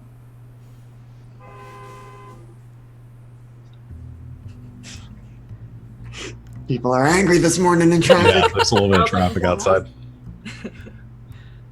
Yeah, what are we doing? I don't think we know. No, I mean, I want to punch a dragon, but that's about as far as I've gotten. You are so very fond of punching above your weight class. Yeah, well, normally I win. That's true. But And Harn does say, "Oh, that's right. I did get another job too before all this went down." so anyone to pay for it? Yeah, still someone to pay for it. Well, you remember them, the professor that y'all did the job for last time. I did enjoy that professor. Wants to make another. Well, wants y'all to make another trip for him. Oh. Did we ever finish the first one? Yes, it was finished, resolved. Everything was done. Well, y'all I feel like that's not true at all. It is. y'all got paid for it, so by all I care, it was finished. Well, I haven't gone to see Guillemar in like a while.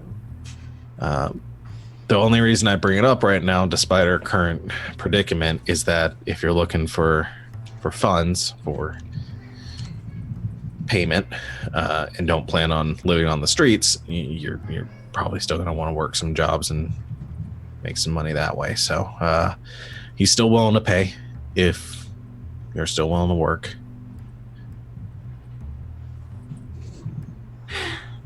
Alright. It'll at least keep us busy while we figure out what else we're doing. Sorry, you were saying, Enza?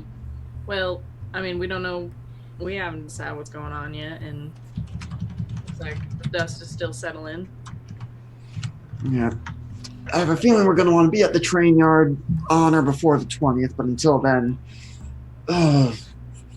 yeah. Yeah, Ashley did say something about that. So maybe we swing by, see if we can scout it out as, low key as possible. See what we see, then swing by the professor. I feel like I need to keep busy, and that's about as much as I feel comfortable taking on right now.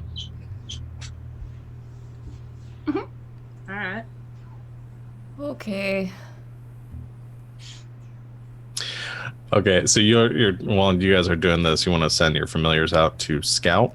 Yeah, I at least know that I can see through Themison's senses as long as we're on the same plane of existence. So indefinitely far, I can see through his senses. Cool. Okay.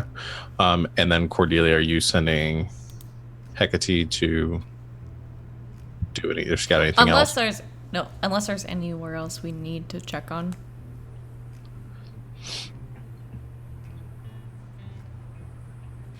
Not that I can think of. Okay. Presumably Pilar got in touch with someone in the family last night. Oh yeah, as soon as I got in the lobby, it was a long conversation of like, no mom, I promise I'm fine. Aunt Rose, please get off the phone.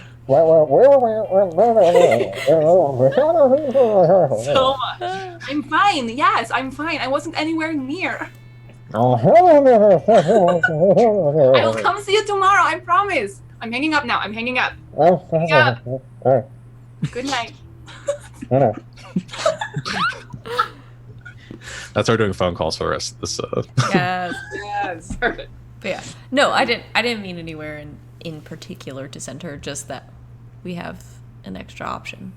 Mm-hmm. So Maybe go find Hogarth, find out what. Oh no, I sent Hecate to go see what Hogarth is doing. Okay. So all right. So you send Hecate to go find Hogarth. You send Themison. Is that right? Themison, Right? yes. Yes. Okay. I thought I had it right. I just want to make sure. Are Themison and Hecate friends? They are. Oh, absolutely. Yes. Okay. The Adventures of Bat and Owl. Yes. Yeah. So and Hecate off to the southern area of the city and the train yard. So I'm gonna have Hecate doesn't have to make a check because you know where they're going. Or they know where they're going. Themison doesn't. Hecate does need to make a. Oh man, they're searching like a city too.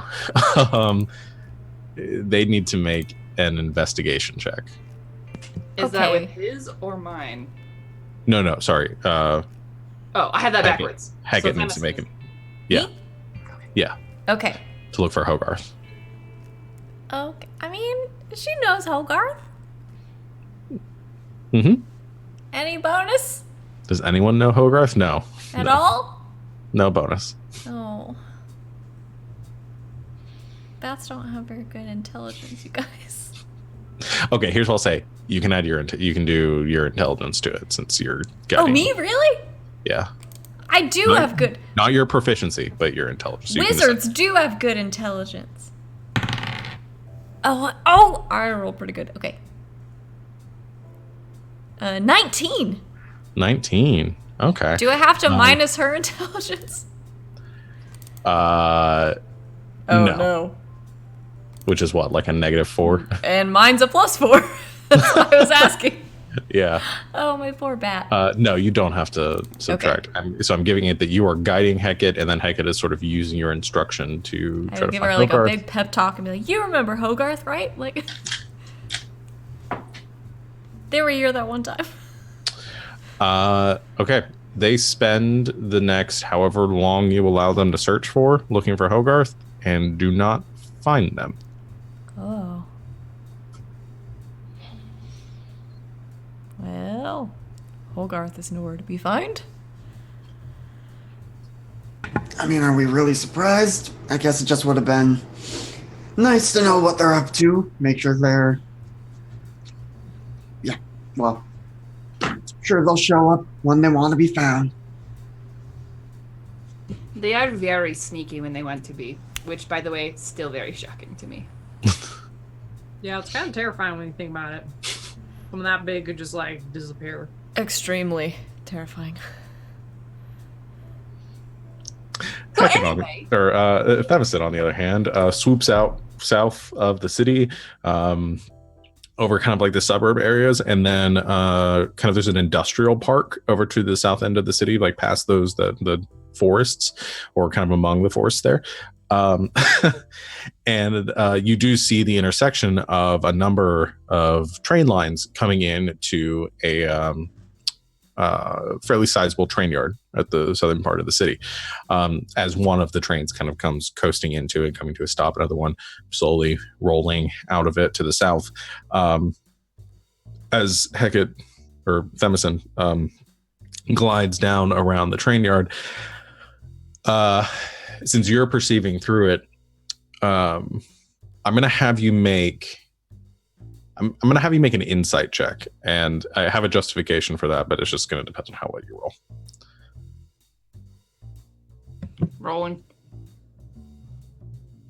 10 again. 10. Okay. There's some things you get here and some things you don't. So the train yard has one large brick building that's attached to a warehouse. And then, like I said, there's about, how many did I say? There's about a dozen rail lines that run through this train yard. And it's pretty busy. It's moving. This isn't like an abandoned area. You do notice one thing that I think sticks out to you is that there are armed guards that are positioned around the fences that encompass this train yard. Some of them appear to be Dragonborn. Some of them are not. But otherwise, from just the kind of flying around it, you don't see a dragon. You do see buildings large enough for a dragon to be inside of.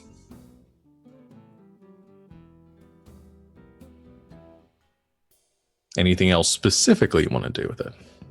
So this is where Cordelia said she saw the dragon fly to? Because I thought that the dragon flew to like a forest.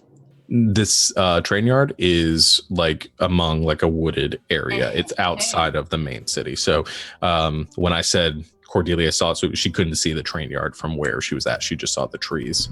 That it was going the I direction was of. just a tiny bat. Yeah. Excellent. Yeah. Nope, this is sufficient for my needs.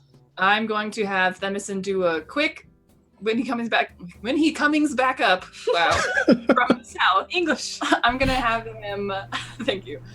Pass by the hospital in particular and look in room 317, I think it was.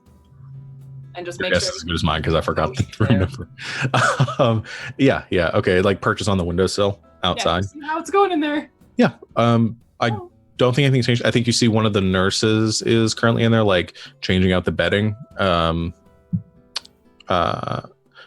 Probably two nurses, so they can sort of move him and stuff. But yeah, I mean, it seems to be fine. Okay, Nothing disturbed. The hospital's pretty busy, and you can get the impression as Themison is kind of hovering around that a lot of anybody injured nearby has been brought here, and it's okay.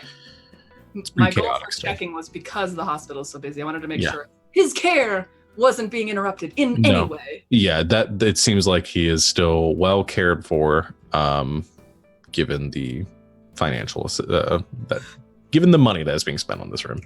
Excellent. Okay, then he comes back, and I'm awake, Okay, and I relay the information. perfect. Information relayed. So yeah, I mean, the fact that there's some Dragonborn there seems a little Is she? Racist. Yeah, how common are Dragonborn in the city?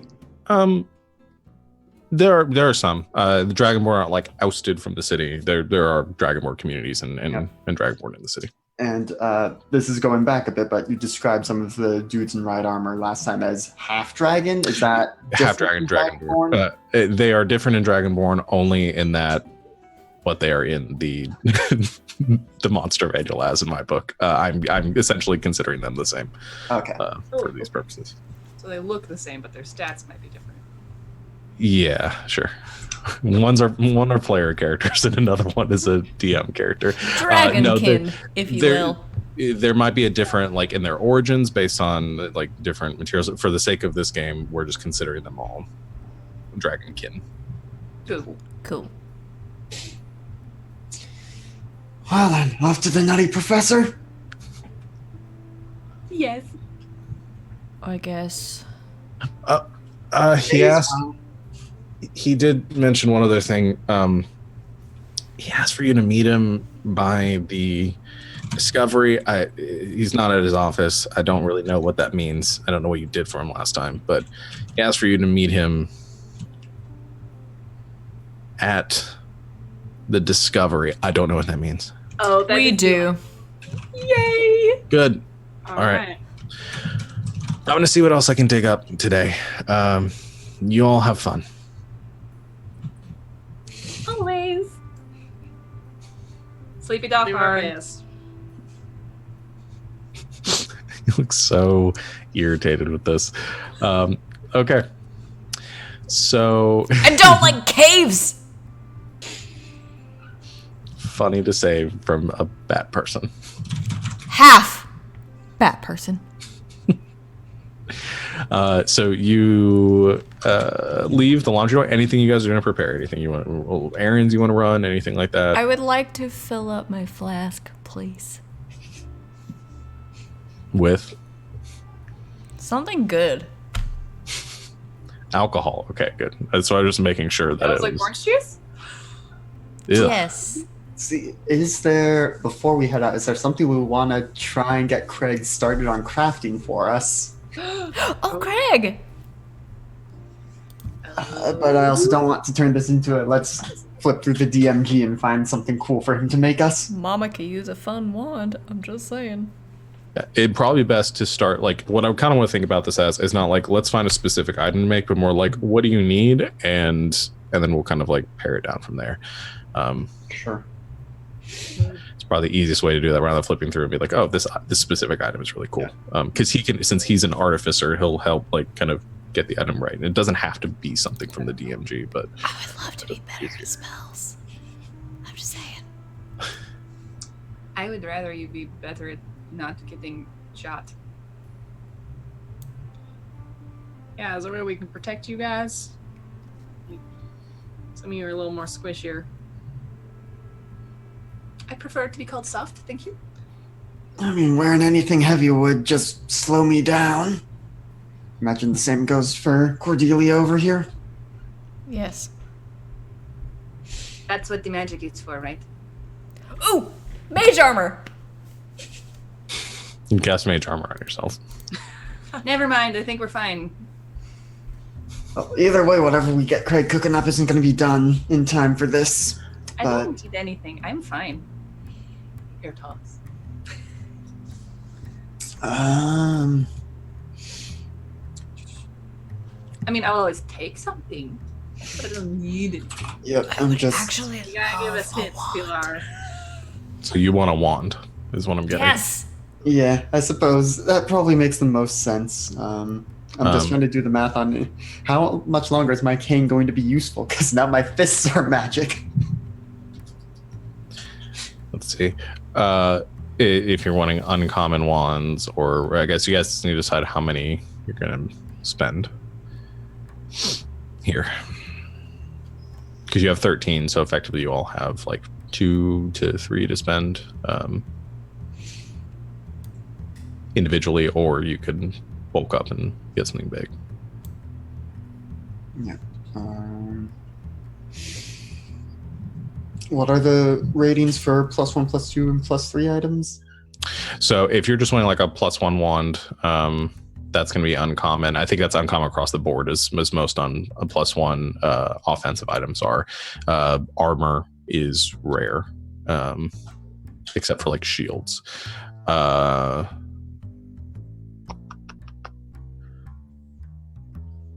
Let's see. Yeah, +1 armor is rare. And then if you're wanting like cloak, like a cloak of protection or a ring of cloak of protection, I think is uncommon. Ring of protection is rare for some reason.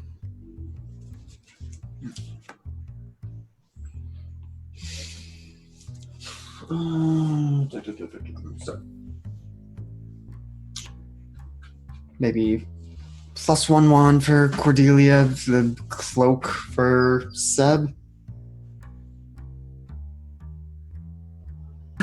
What cloak? What? We were discussing over here. Cloak of protection, which is that just plus the AC? I forget. It's AC and saving AC throws. and save throws. I only know this because I thought it was just AC. I would very much like the wand of the war mage. A +1 wand of the war mage, that would be 3 essence gems to make. And then cloak of protection would be the same. Oh, it would be the same for a cloak. Mm-hmm. That's 3? 3, yeah. Dude, that's cheap. I thought the ring was 9 and get more all expensive one. The ring is more expensive. The Yeah, ring is 9. Oh, right. Okay, so yeah, I think cloak and the wand. And eventually Yep. we'll get who still needs something. Pilar and Clove. It's your turn next. Can I get another cloak? As long as it's cute. I would like a cloak. Okay, so you want to spend 3 more to make a second cloak of protection. Potentially, seeing how my AC is 13. So that would be 9 total for the 3 of those. Saving and up for the big stuff later. Yeah. And then- Yeah, I mean, I don't need it. I don't. bear in mind, he can only make 1 at a time. It takes 8 hours to make each one. So, Let's potentially plan for that, but then maybe we could look at it again after the session or something. Yeah. Depending on where we get today. Let's do the 1 cloak and the 1 wand and then consider later. okay, cool. What do you want him to start making first?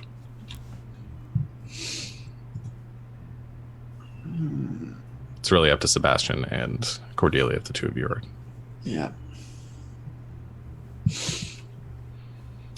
I don't know. Sebastian did nearly die last time. He's nearly died like every last time. Yes.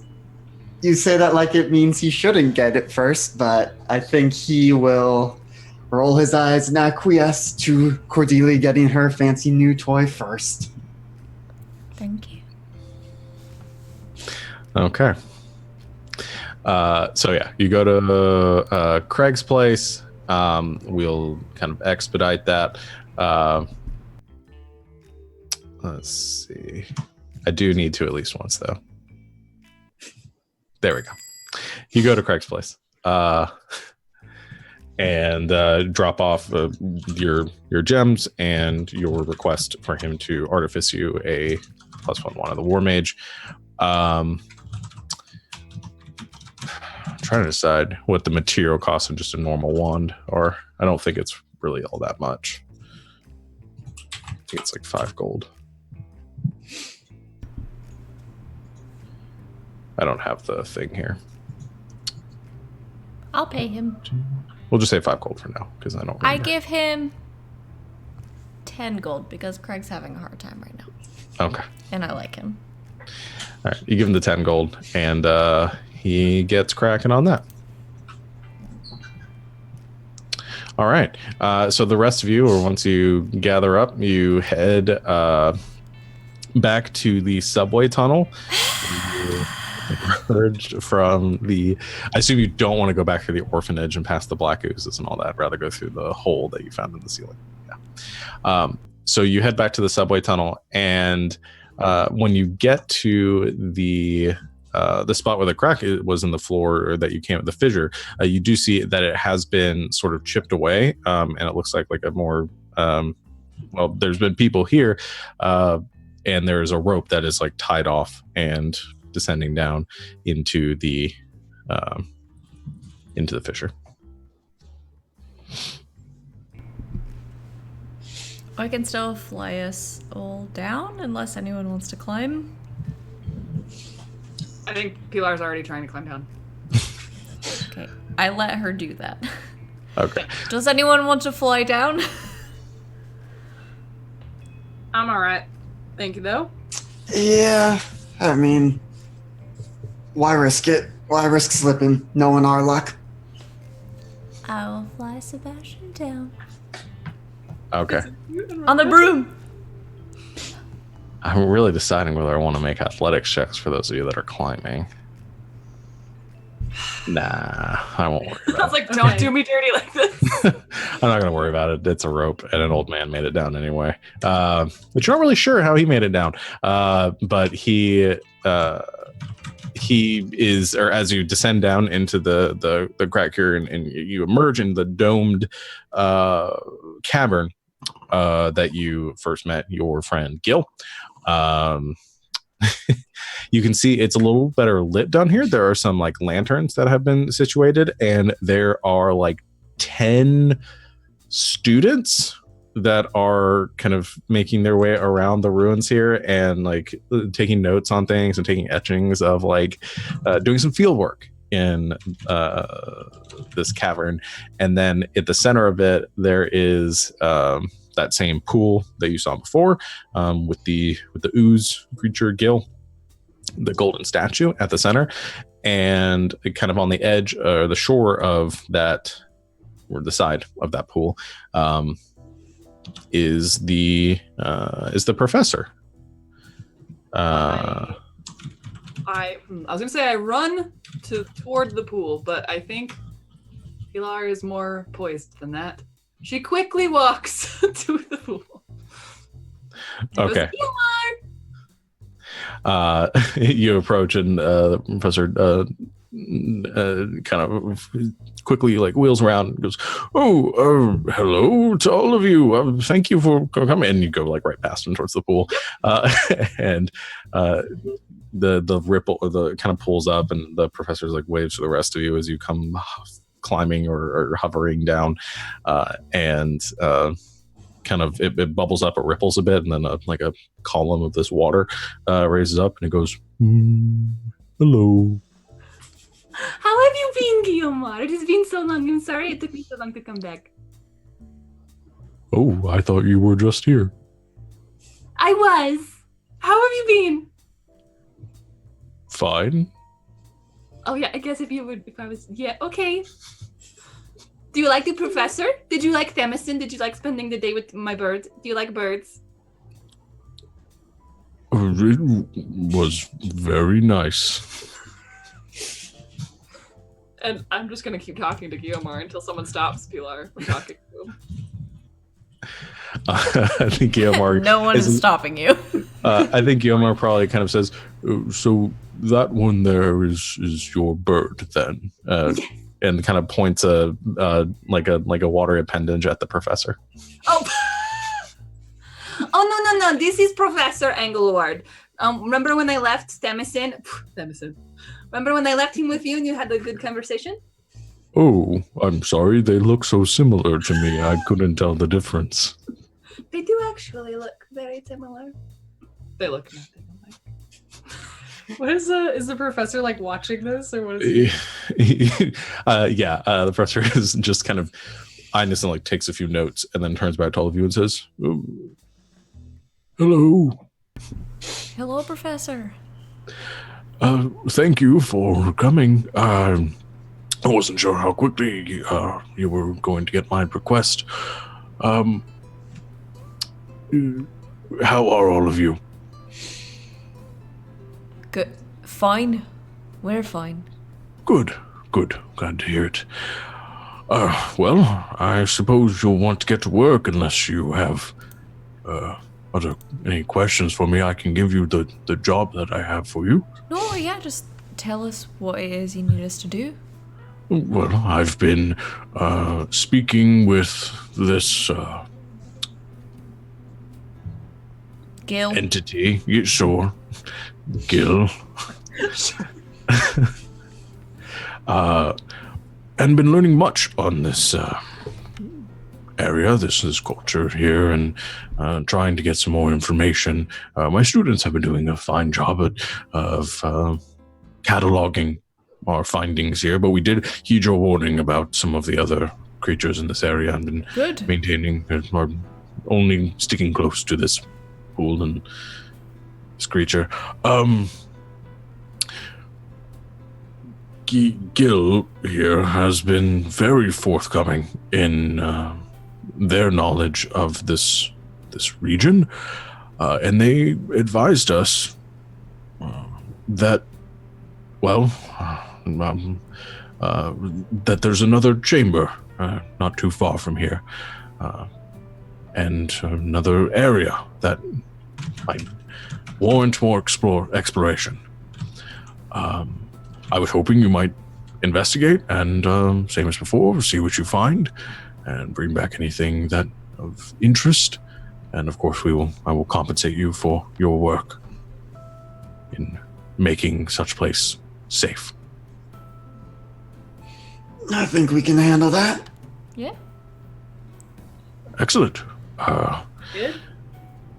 Well, based on the directions that they were kindly able to provide, it looks like it's back up the path that way, and then there is a river or some sort of water source that cuts down to the lower levels and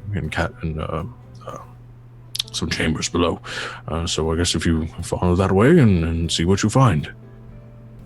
None of your students have gone down that way yet? Oh, no. We'd have to get waivers from the university, and it would be just a nightmare if any of them got hurt. So, no, we figured we'd hire some contractors such as yourselves to hopefully deal with any nasty things you might find down there, and hopefully return in one piece. Hopefully. That's cool. Well, given the way things are going, it might be safer down here than it is topside. Well, my hope is that by continue to explore the ruins, but I mean, this we might continue to find more and more civilizations to understand and to catalog as well. And I have a hypothesis that there are probably more and more further and further down. I'm not sure how far down this all goes, but I would be very pleased to continue our arrangement and continue to do this for the foreseeable future. Great.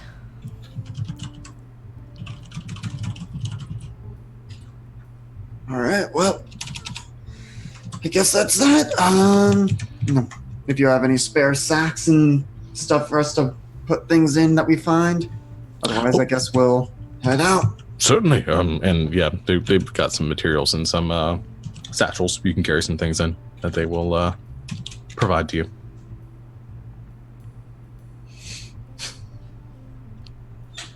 All right. Allons-y. All right. You didn't even say that right. It's Vamanos. I was speaking giant. I know a word or two. Okay. Fancy. I'm concerned that the professor's whole hypothesis is that there's just like more things farther in the cave. Something was here before the city. Well, yes. That's not what I'm concerned about. It's that his whole hypothesis was there's more things over there. That means just more work for us, right? This is what we call job security. Okay. Pats Cordelia on the shoulders. It's okay. I'm here now. I'm here this time. Like caves. You're getting the shiny new toy. So just think about that. This feels less like a gift and more like blackmail. The farther we go. Less blackmail, more of a bribe. Fair enough. Let's go. All right. So you begin to. You actually are backtracking back down the tunnel that you originally came into this cavern through, and back to the fissure that was in the ground that you discovered before when you were trying to cross it. And I think Enza fell down into it. And I saved her life. Yeah, and there is the oozes on the other side have retreated or back to wherever they came from, but there is Still just there, waiting. yeah. But they're nowhere to be seen. There is the hole or the fissure though, and the water stream that's running down into the darkness below. So you all, I think, I guess, climb down this fissure into the water, and the it's not so much a river, it's more like a stream that goes through, and it's only like maybe a foot deep, so you've got soggy feet, but for the most part are okay walking through it. And it as or I guess my question is, do you have your light source on right now, Cordelia? Yeah. I mean, otherwise I can't see, so. If anybody in the party has strong opinions on light sources, you can vocalize them. You can. Lara's against it. But okay. But I can't see. Do that spell you did that let you see. For 10 minutes. Oh. Yeah, we're probably gonna be down here longer than that. But I just mean, from what I understand, last time you guys were down here, you had the light source and you're attacked by beetle oozes. Yeah, and somehow I assume they're equipped to deal with the darkness anyway. But at least, like, they won't be like, ooh, look at that beacon of food. If someone wants to lead me, that's fine, but the spells are gonna be subpar in the dark. You feel really strong about this, Rita. I'll be her little guide dog. Well, I mean, I guess we could have light. I'm just saying that if anything happens and we have to fight something and like an ambush style, I will say I told you so. If we have to fight something, I'd like to be able to see it. Oh, absolutely. I just mean like in ambush style. I will say I told you so. So you can do the light. I'm fine with it. You just have to be emotionally prepared for my I told you so later. I have been for the last 10 years, so. Okay, great. That is all I have to say about that. All right. You follow this river as it kind of twists down this passageway that it seems to have cut through the rock. And as it flows downwards, in your descending, the ground gets a little more slick as you are trying to navigate. And who is going first? Enza? I would like to go first. Okay. Enza, I need you to make me a dexterity saving throw. Okay. Of course. Awesome. Goodbye. How about this one? Okay. Dexter. Can you not? No, this one's going over here. That was the first time I rolled that Was one. it? Yes. Well, you have, Well- you have one more chance. Well, another 9. All right. There's a as Enza's feet are Okay. out from underneath her, and she begins to slide down the this river, which turns into sort of a water slide and is quickly gone. Oh. Okay.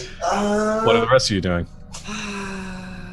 Maybe hop on the broom, you two. I'll slide down after her. Catch up quickly. I think Sebastian's going to try and do a controlled slide down as much as he can. That's not the runaway hork! Make a dexterity saving throw. I do have slow fall if that helps. That's a 15. 15. Okay, I'll give you out of 15 that would succeed, but you're willingly sliding, so you can sort of surf your way down, following the contours of this river, trying to maintain your footing and staying as balanced as you can. And Sebastian sort of disappears now as the two of you. Or I guess, Pilar, are you getting on the broom with Cordelia? I'm gonna fly, so I'm absolutely getting on the broom with Cordelia. great. Okay, and the two of you go zipping off Whee! behind them. Enza, as you are twisting and turning down this water slide into darkness, there are probably a few bumps along the way as you are jostled against the sides of the cave. I'm going to give you a chance to make a strength saving throw to try to grab onto the sides or to slow your fall, your descent. Thank you. I was gonna ask if I could do something like that. Yeah. Strength, you said? Yes. 16. 16. That's good. Okay, so you grab on to you grab onto a few rock faces, and you're able to slow or stop your descent. What are you doing? You trying to stop yourself or slow yourself down? Yeah, it's probably trying to stop herself because can I tell, like, is it just keep going like straight down? As far as you can tell right now, it's just it's just this kind of fairly steep decline, and you don't see the end of it yet. Yeah, so it's probably trying to stop herself because she doesn't know what's ahead, and it's probably just like cussing up a storm. Okay, so you stop yourself. Sebastian, you are now racing up behind her, controlled. So I'm going to give you the chance to make another dexterity saving throw to, you can make a dexterity saving throw to, I guess, jump or avoid her, or a strength saving throw to try to stop yourself. I think I'm going to go try to avoid her just because that's a little better. Gonna parkour over her. Okay. 19. 19. Okay, you leap over her at the last second as you see her body kind of stopped and the water kind of rushing over her, and you jump and then land on the other side and continue to slide down. And yeah, Sebastian is now zoomed ahead of you. Seb, did you fall too? Nope. And that's as much conversation as you can get. Where's God?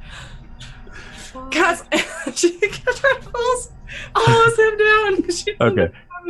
With your strength check from before, you are kind of controlled, keeping your speed to as slow as you can as you are following Seb, and you can hear probably Pilar and Cordelia as they come zooming up on you on the broom. We're just like nicely flying down. So now the four of you have some semblance of control. As Seb, you come skidding out, or probably bringing yourself to a stop. I'm just going to give you all that you've gained enough control here to stop yourself as you see the sides of the cavern where this water is coming out disappear, and it looks like it is dropping off of something. Okay, we got a drop over here. Yeah. So I'm giving you the I'm just saying that with the checks that the two of you made before, you are both able to stop yourself in time seeing this. Sharp rocks at the bottom? Most likely. Bring it on. Bring it on. Well, that's a way to get down. It's not going to be fun to get back up. I'm pretty sure we'll be able to figure out a way. I can fly, like... That's what I'm saying. Yeah, but you can't take... Anyways. What do we see around us? Okay, as you are staring over the precipice here, you can see beneath you there is about a 30-foot drop, and you are about eye level with the top of some buildings, and there is a city down here, sitting at kind of an odd angle. The city itself is... Oh man! Actually, I'm going to say that with Pilar and Sebastian in the party, I think you recognize elven architecture, and it appears to be looks like an elven city down here. I don't know if you guys have lived in an elven city before, living in Gothford, but you maybe recognize it from pictures or drawings and things like that, paintings. But yeah, there's a kind of more fine construction, smoother angles, and a number of standing buildings, some collapsed over, some rubble, but like a ruined elven city, again, sitting at an angle, and descending kind of down out of sight. We probably want to look at that, right? Yeah, I imagine this is what Guillemar was talking about. You want me to send Temesine to look? Might as well scout it out while we make our way down. Enzo, can you give me a piggyback ride and not fall in the river? I will do my best. I will get on Enzo's back so that I can lose all of my senses and send Temesine looking around. Okay.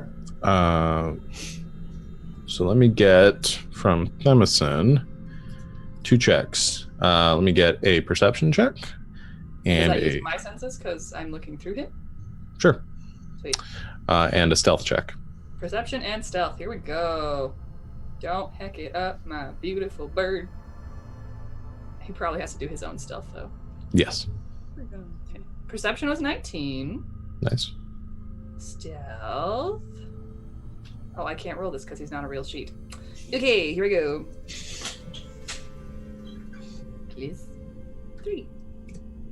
Heck up, don't I? 4 from a natural 1. Hey, good job, buddy. All right. So here's what happens. Temesine I lost you, goes. Sean. What? Oh, there you go. Okay, we just didn't hear that sentence. Whatever you just said. Oh, okay. So Temesine goes swooping down into the city, kind of among the buildings and scouting around.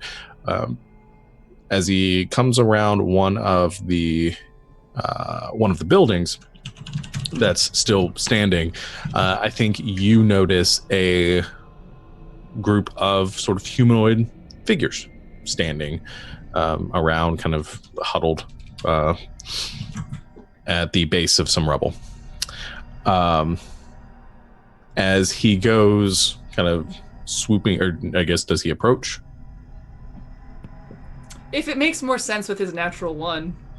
Well, my question is, so you can see it is very dark. I know you have dark vision out to what, 120 feet or... Let me double check. Or no, do you have the super dark vision, or you just have regular dark? I think I just have regular, actually. Okay. So, yeah, I have 60 as Pilar, and Temesine gives me an additional 30, but I don't know if that equates to 90. Sure. Okay, so I'll say Temesine has 90 feet of dark vision. From the distance you're at right now, you see some humanoid figures in the darkness. It is there's no light in there, so you're... Temesine has dark vision out to 120. 120 feet. Okay. But since it is pitch black and there's no light source, he's only getting vague shapes out in the darkness. So if you want to approach and see exactly what he sees, you're going to have to get closer. Yep. Is that what you do? Sacrificing my beautiful bird. Bye. Oh no. Well, we don't know yet because I have to roll. So 4. A 4 is his armor class? Oh, a 4 was his stealth. Yeah. No, they see him as he gets closer. That's not in question. The question is, can they hit him? They are, as he gets closer, you suddenly hear a through the air of something cutting through it, and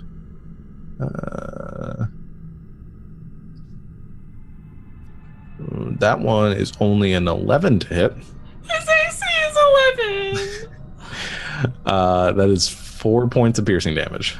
He has 1 hit point. Left or total? Total. Ever. Oh no, he's gone. Unless I get to roll for his health, in which case he might have 3. But he's gone either way. So yeah, he swoops down, and just as these figures are coming into range, suddenly there is an arrow that cuts through the darkness, and it is just cut off the camera feed. So he just disappears. Yes. Did he see any more detail before he expired this mortal coil? Well, range of 80 feet on the short bow, and then he's got the dark vision of 120 feet.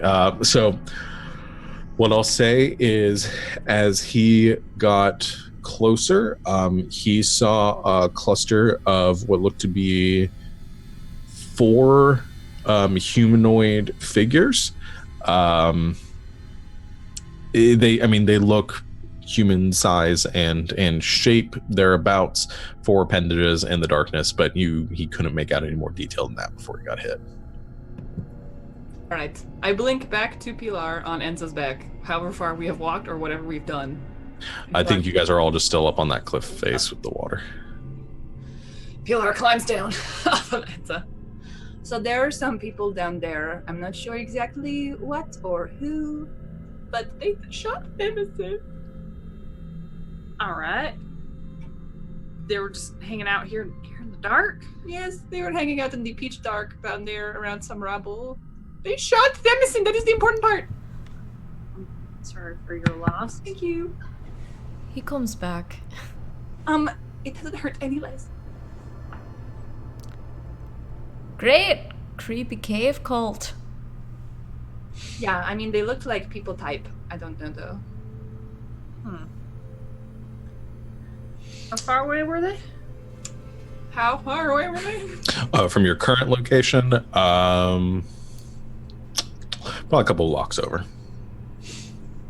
Like a couple of blocks over? Alright. Well, let's be careful.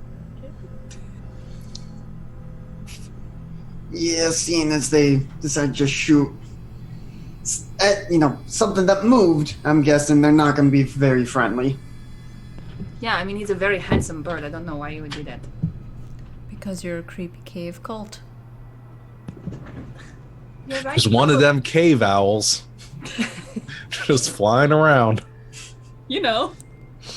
Like you do. Alright, so... I mean, we could try to avoid them, or we could try to confront them. I mean, sounds like we gotta clear them out if we want to let the professor and his students in here. That's true, but also we should try and, parlay. Yeah, I'm not very hopeful, but we can give it a shot. Okay. Are there any, buildings, or is there any, high ground that I could potentially get to? Yeah, you could climb up on one of the structure, or into one of the structures. These are more like ancient style buildings. So there are holes in windowed areas, but no glass in the windows. So you aren't sure how intact the interior of these structures might be. But yeah, you could climb up or into one of the nearby buildings. All right, well, maybe if someone wants to go parlay with them, if it gets hairy, I can shoot pretty far. I volunteer as tribute. And I'm not letting you out of my sight, so guess I'm going with you. Okay. These are elven structures, so it is possible that these are elven people, and seeing us who look sort of like elves maybe will be good. Ever the optimist, aren't you, Rita? I try. I'll hang back with Enza. Yeah, and you may want to cut the light, because I imagine it's gonna be fairly obvious. I can help you along. Okay. Call the flight. Oh, wait. Enza? Yes? I cast flame arrows on Enza's gun. Yes. Okay. Nice. How many do I get again? Is it 10? 12. You get so many. So many. I swear it's 12. Yeah. I think you're right. It's just infinite. Infinite Forever, shots. actually. Mm-hmm. Forever. Okay. Well, Yes, it is 12. 12 Got shots, 1d6 fire damage. Additional. Shut up a little bit. Okay. Got it. And I'm gonna hang out with Enzo wherever she goes. Alright, Tito, let's go make some friends. Okay. You sound so enthused. Yeah, I mean, again, they shot a thing that moved. we're things that are going to be moving towards them. You're right. And I pull out my violin, and it turns all woodsy and leafy, and I play a quick little tune, and I cast Barkskin on myself. I just want it known that I don't like this. This is plan A. Plan A is like never work. That's why there's plan B. Did we make a plan B? Oh, I Kill thought them. plan B was kill them all. Yeah, probably. I hate caves. Is there, Cordelia, something you could light up? Just something to put in my pocket so that if one shit hits the fan, I drop it out and you can see. Yeah, I don't know. Do you carry like I rocks or think- something in your pocket? Sub's gonna pull out one of his throwing knives, let her light it up, and then bundle it back up. Light. Okay, so you guys slide on one of the throwing knives. So you guys climb down off the cliff and off the waterfall here, and onto the street below. Now, among the buildings, it is, like I said, a very steep decline here, and it is fairly damp because this water is now hitting the street and then kind of like running out over it and down. Let's see. All right, so here's what happens. I just want to make sure I have this right. Pilar and Sebastian are heading ahead of everyone else to parlay with these individuals, and Cordelia and Enza are holding back, and then Enza, you want to try to get some high ground or be in a position where you could easily get some high ground. Yeah, if there's a building sort of nearby, like where Pilar sort of pointed out that maybe we can get some high ground, and like with my hunting rifle sort of watch the situation. If it gets hairy, just Okay. start shooting. So Yeah, what I don't want want to be then- like I don't want to be like right next to Enza, but like hanging Back. back enough where I can see her and also what's Yeah. going on. So the situation you're going into is the building that you saw these figures at. It's sort of like you're at an alleyway. One of the building was kind of serving as where they were standing, kind of at the intersection of where the building meets the road. There's another building that is kind of overhanging it at this odd angle. And so as you approach Enza and Cordelia, you hang out kind of at this overhanging cover structure. The other two of you go and approach. Are you stealthing, or are you just walk it up? We should probably try and sneak up first, see if we can get a glimpse at them. But then if we surprise them, then they would definitely shoot us from coming out of nowhere. Oh, we should maybe figure out if they're going to be open to being friendly. And where was that thought going? Oh yeah, figure out if maybe we should just get the drop on them first instead. Okay. Are you do you have your wits about you today? I always have my wits about me. Takes a drink is from his very- flask. You are so skilled and great, and she inspires him. Okay.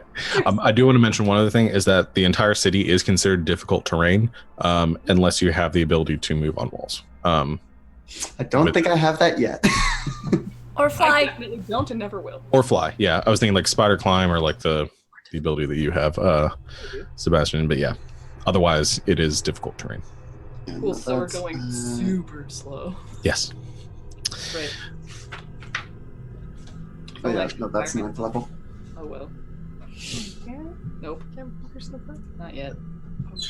Okay, so let me have the two of you make stealth checks. I'm working on it. So far, this D20 hasn't done me too dirty. Ah, 8! 8! Gosh dang it, 8! 16. Okay. Can you give that inspiration back? So 16-8. I should have been pumping myself up. Well, here's what happens then. So the two of you are slowly approaching, and you see this cluster of people through the darkness up ahead with your elven dark vision.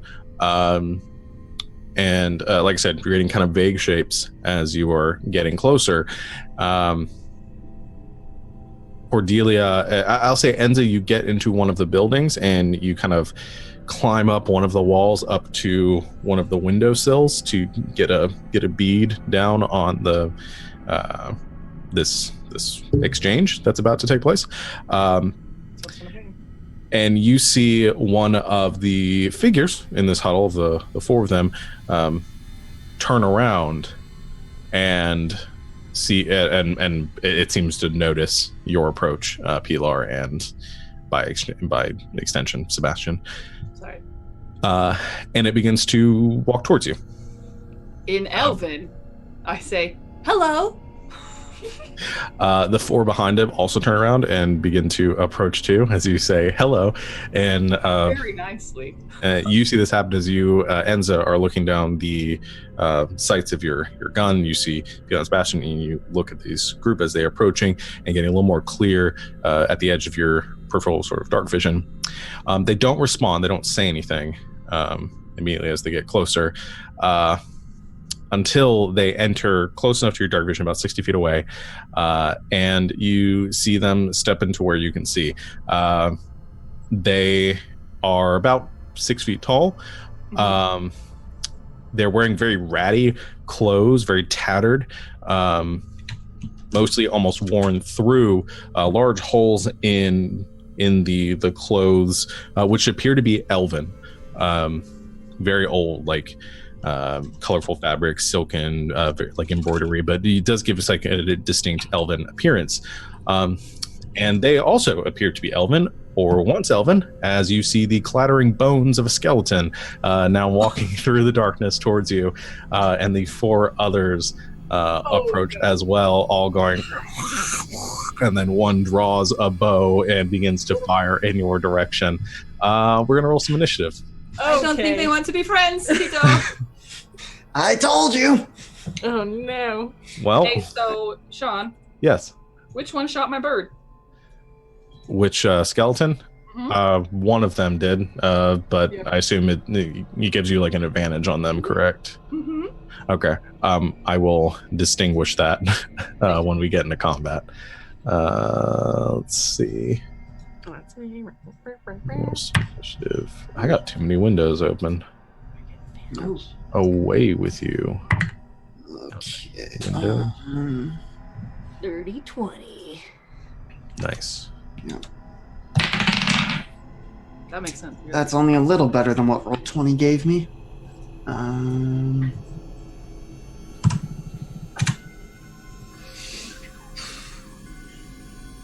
what I wanted. That's what I wanted.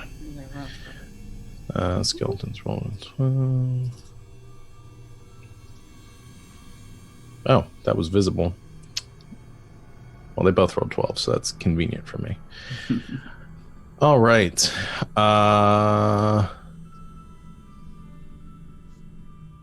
Enza, you are first. Okay. Seeing that one is like drawing its weapon and is about to fire, I'm just gonna let loose on Go for that it. one. And I get advantage because it hasn't attacked yet. Yes. Do I count as hidden? Let's see. Okay, that's 23. 23 will hit. Yes. Okay, and the fire damage is a d6, right? For Yes, yes. Okay, thank you. Yes. Okay, so give me this yellow one. Okay, that was not very good. All right, well, 6 fire damage and 9 piercing. Okay. Yes. So there's an explosion that echoes throughout this cavern, like thunder, kind of reverberating. Get those back the reverberations off the wherever these cave walls end, and that skeleton just explodes in a shower of bone and dust. So that one is dead. Pew pew. Next shot on the other one. Okay. Are they all armed? Or... Yes. Yeah, they are all armed. Okay. All right. Yeah, just gonna take a shot. Another one. Oh no, that was terrible. Well, maybe I'll still hit. 15? 15 does hit. Yes. All right. Okay, so that is 13 piercing and 2 fire. Okay, that skeleton also explodes in Ew. doing that. Explodes in a Hello? shower Oh, of no. bone structure. It's dead. I gotta Um, protect my little friend. Yeah. All right. Let's see. And then bonus action, I'm going to Hunter's Sense. Oh no, that's an action. Just kidding. Never mind. Okay. That's it. It is the skeleton's turn then. The 2 skeletons that are left each draw or knock arrows. I think one is going to fire at Pilar. Let's see. That is only a 10 to hit, though. No, sir. That arrow goes just sailing by you and clattering down the stone somewhere in the darkness behind you. The other one turns up towards where the shots are coming from out of the window and tries firing at Enza. I'm going to say based on what I kind of picture you firing out as, I'm going to give you half cover. So you get a +2 to your AC. I just want it known that Pilar pirouetted beautifully out of the way of that arrow. Nice. Yeah. Graceful. The is going to fire a short bow. It's a 16 to hit. Enza. Not with cover. Nice. So I think it just sticks into the stone, like directly where your abdomen is, kind of how you're kind of leaning out the windowsill. And it embeds itself there, but does not hit you. Those 2 skeletons miss and just kind of continue to shamble in place, trying to maintain their balance on this footing.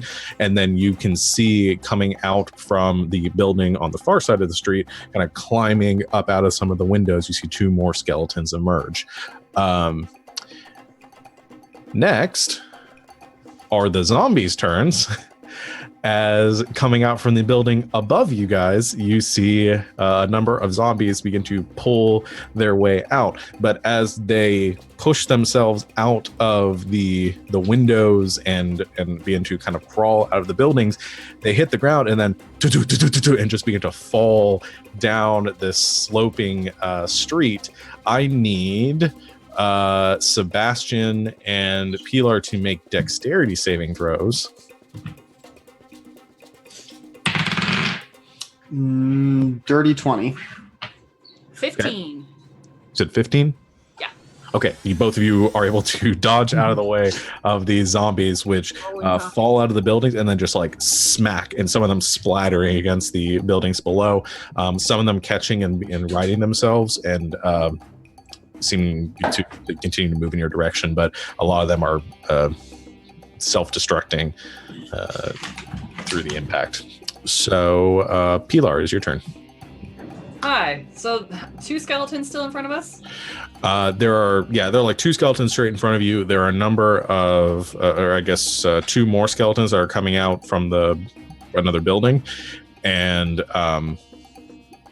5 zombies that Which have skeleton shot my bird? one of the skeletons in front of you, we'll say. Gosh dang it, I would like to shoot Eldritch Blast at one of them. Okay. Do I have advantage on this roll? Do you? I don't know, do I? Did it shoot my bird? Then yes. Yes. If that's your, I don't know your ability. Is that what it does? It Oh gives yeah, you yeah. advantage? So whoever kills my bird, I get advantage on all attack rolls against them for 24 hours. Okay, then yes, it has been less than 24 hours since they killed your bird. You can take your shot with advantage. Get him, Vic. Get him. Vengeance. Ooh, I don't know yet. 21 to hit. That hits. Great. Click. 10 force damage. Okay, that skeleton is actually still alive, but you dare. blast off a lot of it. I'm gonna shoot it again Do it. with advantage. Hopefully. Hopefully it's worked. Please, please, please, please, please, please, please, please. 13 to hit. Just hits. Oh, blessed. 10 force damage. Now it is destroyed. So the first one, you kind of take off a big amount of its rib cage and like one of its arms, and the second one, you catch it right mid spine, and the top part of it blows off, and then the legs kind of dance there for a minute, and then go sliding down into That the is building. what you get. So yeah, it is destroyed. Perfect. I will back up behind Sebastian, assuming that he's now between me and the enemies. Yeah, you can do that. Brilliant. Cordelia. I would like to Scorching Ray some of the meanies. Okay, so here's what I want to establish with Cordelia. Are you in the building with Enza, or are you on the street level? Oh no. I wanted to say pretty close to Enza, so So you're on like the second floor of this building. yeah. with So Enza. I'm up. I'll say I'm up with Enza. Okay. All right, go to make your shots. Oh, those are very good.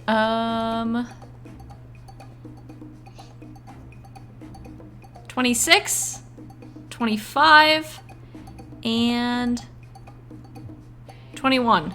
Yeah, all those hit. What are you aiming at? Because there are 3 skeletons that you can see and 5 zombies. What's closest to Peeler and Sebastian? The last remaining skeleton. I'll shoot 1 at that skeleton and then 2 at the zombos. Okay. Pew pew. I don't know how much damage this spell does. I'm sorry. I said last remaining skeleton. I mean the last skeleton that is near Pilar, and there are 3 skeletons left. One of them is near Pilar. 2 of them are. Yeah, I pretty want to do one ray at the one that's near them, and then and then the 2 last off. Yeah. 2, the zombies.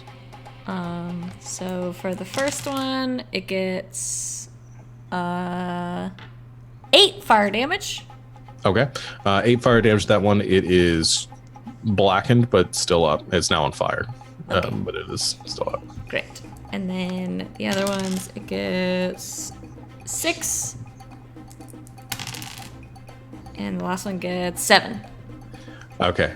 You hit the 2 zombies. They are, both of them again are hit and blackened, still alive, and also on fire. Yay! How much did the first skeleton you hit take? 8. 8. Okay. Make sure I have that right. All right. 8 points of damage. Cool. It's on fire, and they know that I'm watching over them. Yeah. As a barrage of fiery fire bolts, fire rays comes. Scorching shooting out. rays, if you will. Yes, scorching rays, if you will. All right, Sebastian. Okay, start off going to take out that throwing knife and unwrap it, so now there's light in the area and things are visible. Okay. Uh, I just yeah, realized that you were firing into the darkness there, Cordelia. It's all right. I'm not going to backtrack it at this point. We'll just keep going with it. Yep. Sorry, I forgot. No, it's okay. Yeah. I forgot. So now she will definitely be able to see anything that is attacking Sebastian, because he's going to hold the dagger or the throwing knife in his offhand. Going to start with the skeleton that's still up right in front of them. Just smack it with his cane. 16. 16 hits. 9 bludgeoning. That one is definitively dead. Ooh. Okay, so then there's a group of 5 zombies that are fairly near each other. Yeah. And the skeletons are further away. Yeah. Okay, gonna start moving towards the zombos with my 45 speed on difficult terrain. Can I get to them? 45 feet of movement, difficult terrain. So round that up to 25. So yeah, I'll say you can get to them. Okay, then I will just go ahead and smack one of the ones that got Scorching Raid with my cane. Okay. Oh, not as good. 13. 13 does hit. Zombies Okay. have very low AC. Yep. 7 bludgeoning. Okay, 7 bludgeoning is still up, but Yep. not happy about it. And I assume it doesn't matter, but the cane is silvered. No, I don't think it. Yeah, no, it doesn't matter with the zombie. It goes, ow, silver, and then yeah. Okay. Actually, hold on, because I think I'm gonna flurry of blows because there are lots of zombos. There are 5 zombos around you right now. Yeah. So flurry of blows. So that's a key point, and gonna be punch. So let's see. I'll just roll 2 d20s at once. Both are natural 16s for 22. Okay. So gonna follow up with the one that I was hitting first. See if I can take it out.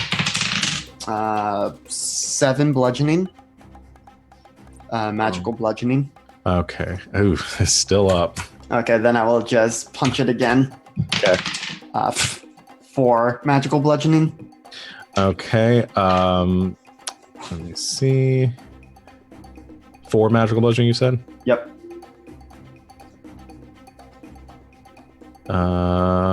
It dies. Wow, that was a really low. Punch into its chest and rip its heart out. Yeah. You punch in and you rip out something that maybe once was a heart. Yeah. And yeah, it's not pretty, but it's in your hand. Okay, so you've got 4 zombos left around you. And it is Enza's turn now. Can I quickly scan around and see if there are other zombies heading our way? Yeah, make a perception check. Okay. How about this one? Oh. Just rolled so badly. Section 12? 12.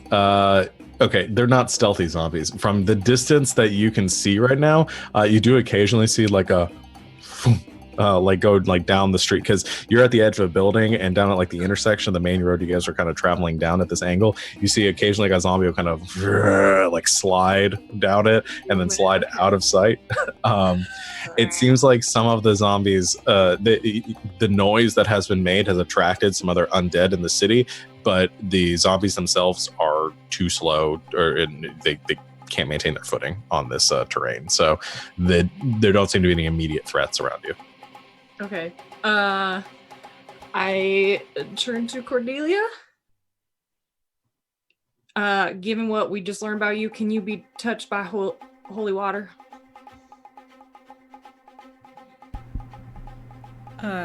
No. Okay, never mind then. And is going to I guess, well, would looking around, is that my action or bonus action? No, that I just gave that to you as a free action. Oh, okay. Well then I'm gonna pew some more zombos. Good. Good. Okay. Oh, first one is a 17. Oh. I heard 7. I was like, no, teen, yes. 17. Okay, So you're going for one of the zombies or the last 2 skeletons? Oh, I thought the skeletons had been off. I'm gonna shoot the skeletons. Yeah, there are 2 more skeletons left. Oh, okay, that's real good.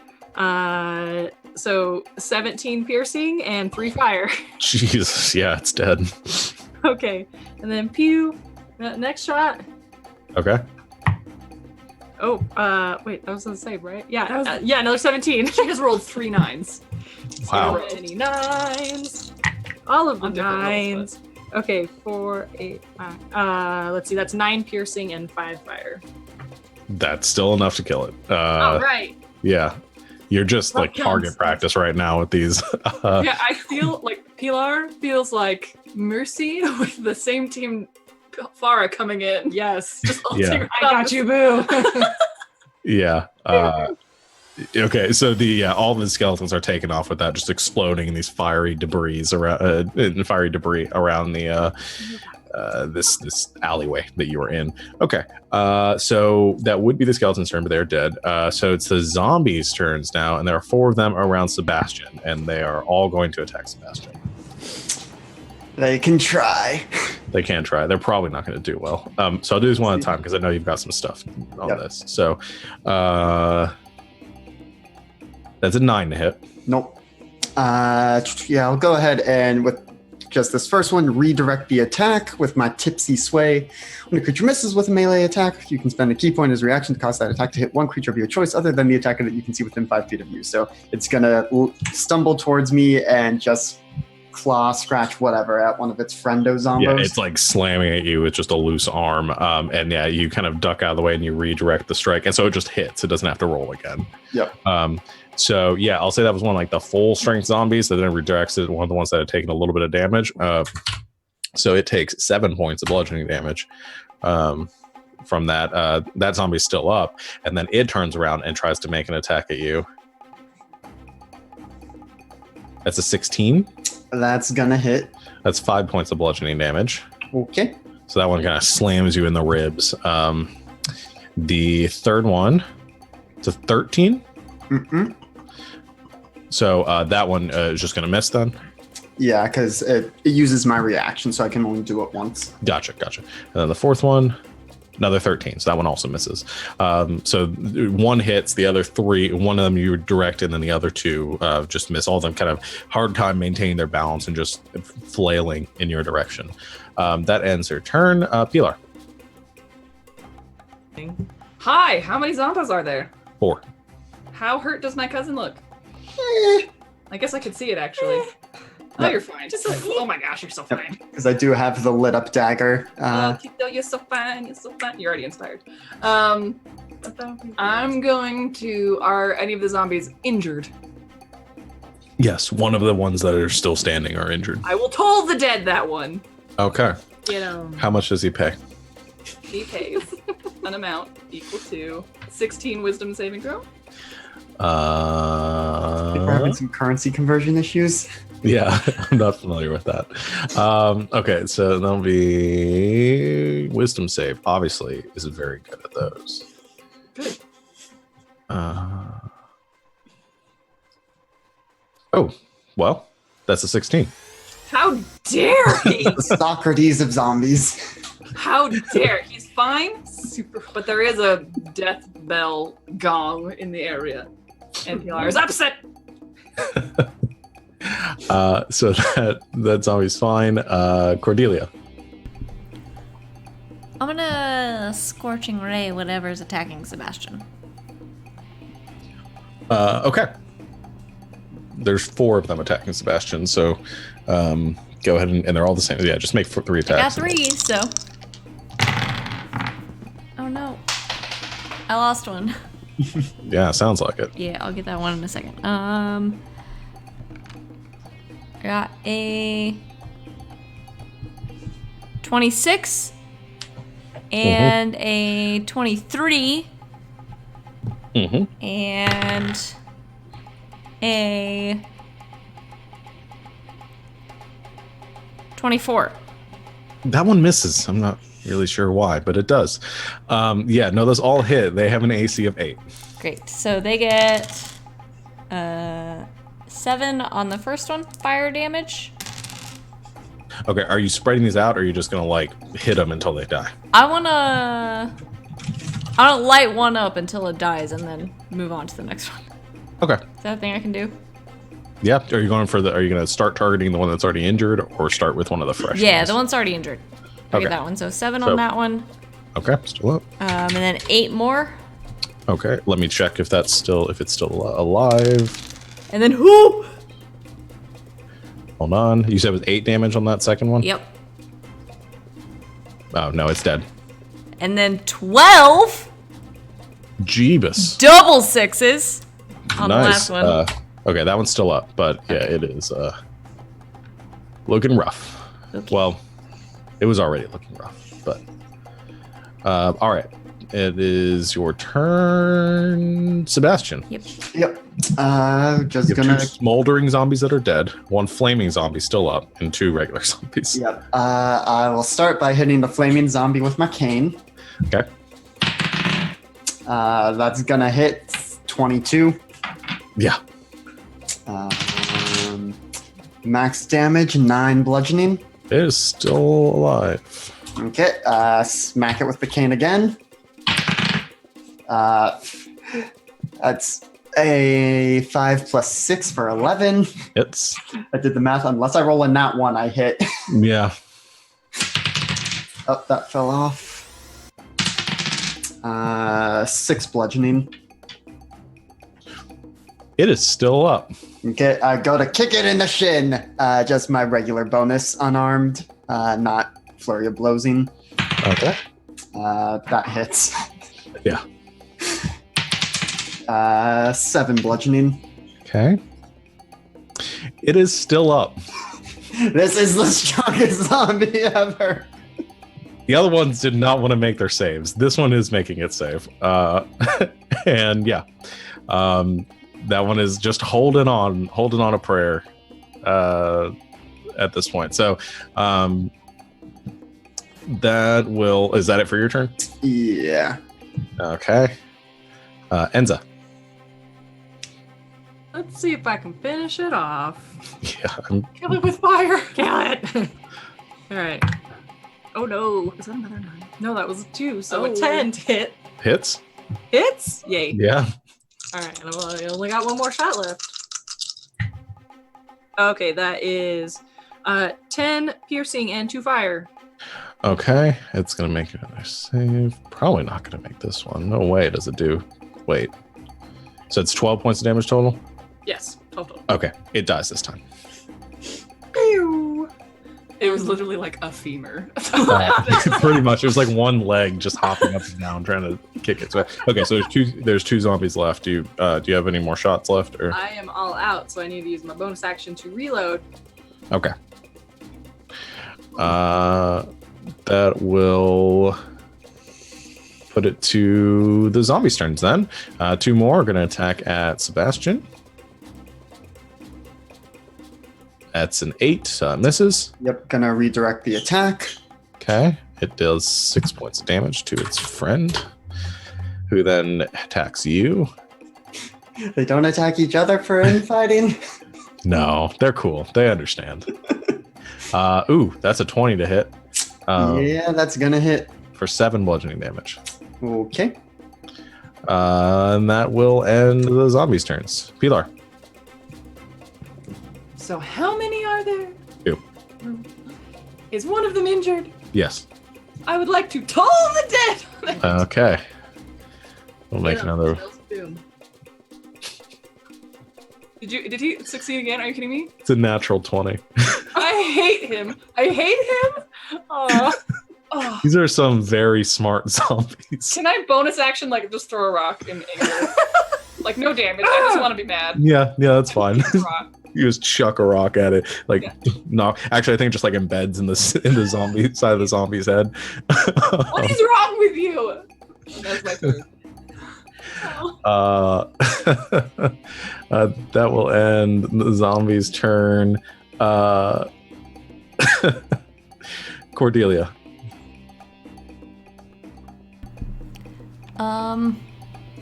There are only 2 left. Yeah. I'm gonna firebolt one of them. Okay. Whatever's closest to my friends. Sure.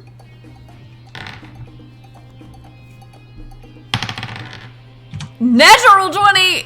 Nice. Roll your So I'm gonna do 4d10. Jeez. Yeah.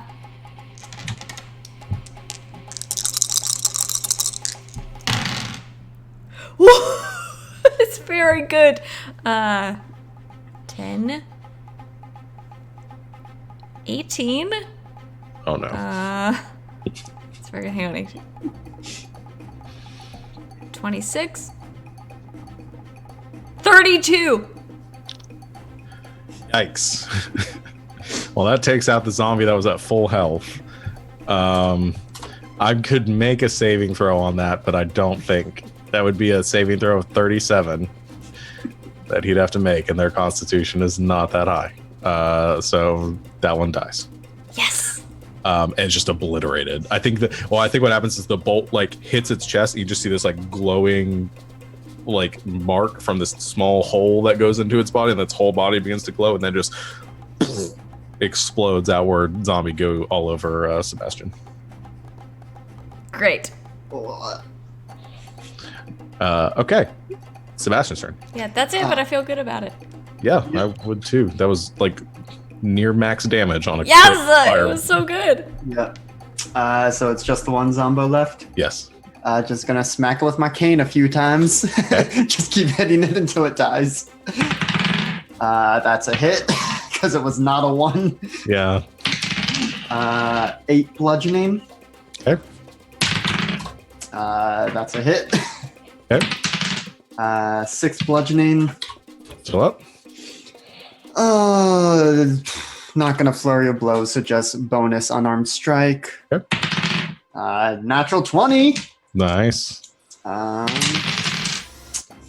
That was max and min damage, so 10 magical bludgeoning. Oh yeah, I forgot on a crit hit, on a critical, they don't make the save. So either way, this one's dead, and the other one would have been dead anyway too. So yeah, the zombie, you punch its head right off, and it just goes flying off its body and then rolling down the street. Whew. And I think starts wiping the exploded zombie guts off him. All right, I think it's safe to come out now, ladies. Or safe it's gonna be in an underground death cave. You're welcome. Thank you. Thank you so much for raining the fires of justice down for us. Welcome. Although I think I saw some others. They seem pretty far off, but I think there's a few others running around here. Let's kill them! And you see every once in a while a zombie kind of as it's sliding down the street, kind of. Can I just like sit up somewhere and just like pew, and just blast them as they fall? Yeah, you can do that. And some they pretty much all hit probably, and then they'll kind of go off trajectory a bit and scatter down the street. However, as you guys are kind of reconvening and celebrating, you hear another noise that kind of pierces out of the relative quiet, other than the kind of zombie roaring. You hear what sounds like hoof steps. Is that what I'm looking for? Horse steps. Hoof beats. That's Hoof the beats. hoof beats against the stone from up one of the streets. I didn't think there was an underground equestrian subspecies. Yes, I know big words, some of them. And then coming One out, of them. coming around the corner, you see a figure on horseback. Skeletal horseback. Is that a head? Yes, he has a head. You see the figure in full like elven armor, silver but tarnished, and it calls out in Elven to Pilar and Sebastian, who are on the ground, and says, "Hail there, and well met. Who are you of the living that disturb our rest in this quiet place?" Is this William Shatner? I almost I'm wanna not hit him on familiar principle. with this William of Shatner that you reference. Oh yeah. Good evening. It is pleasure to meet you. My name is Pilar. We are just visiting, but then we got shot at. Ah, I see. You encountered some of the dead that wander around this once grand city. Forgive my rudeness. I am Sir Erlith. I am one of the Circle of Ruin that lord over this once proud domain. It is not often that we have members of the living world walking among us. Well, it is our pleasure to be here. Do you mind if we hang out for a bit and like look around and stuff? Please, by all means, you are welcome within the city as long as you don't make any aggressive actions against. You did this to yourself. Against we of the Circle of Ruin. attack us first, though? Oh, none from the circle will attack you. I'll see to that. Again, as long as you are peaceful people here with righteous purpose. What about these guys that are, like, still falling around? Like, what if they attack us? We'll care for them. The once citizens of this city, I fear that they are not what they used to be. Yeah, I'm really sorry about that. That's a shame. What's the Circle of Ruin? Well, we are the elven lords that watch over the people and protect the city from those that would mean us harm. I respect that. Please, I would take you to the circle so that you could meet my peers, and, well, perhaps you might be able to help us. Does he have a face? He's currently wearing like a knight's helm, so you can't see his face right now. Is there Wearing any a spooky horse. Is there any and riding reasonable reason that I could be able to insight him? Am I getting into a cop car with a dude who knows this? Is what I'm trying to ask. Not again. Yeah, you can make an insight check based on the like tone of his voice. So I'll give you an insight check with disadvantage. I can live with that. Okay. I'm not that good at insight, but we'll see. Here we go. If it's another 10, I will scream. I will scream. Well, it's not a 10. It's a 12! Okay.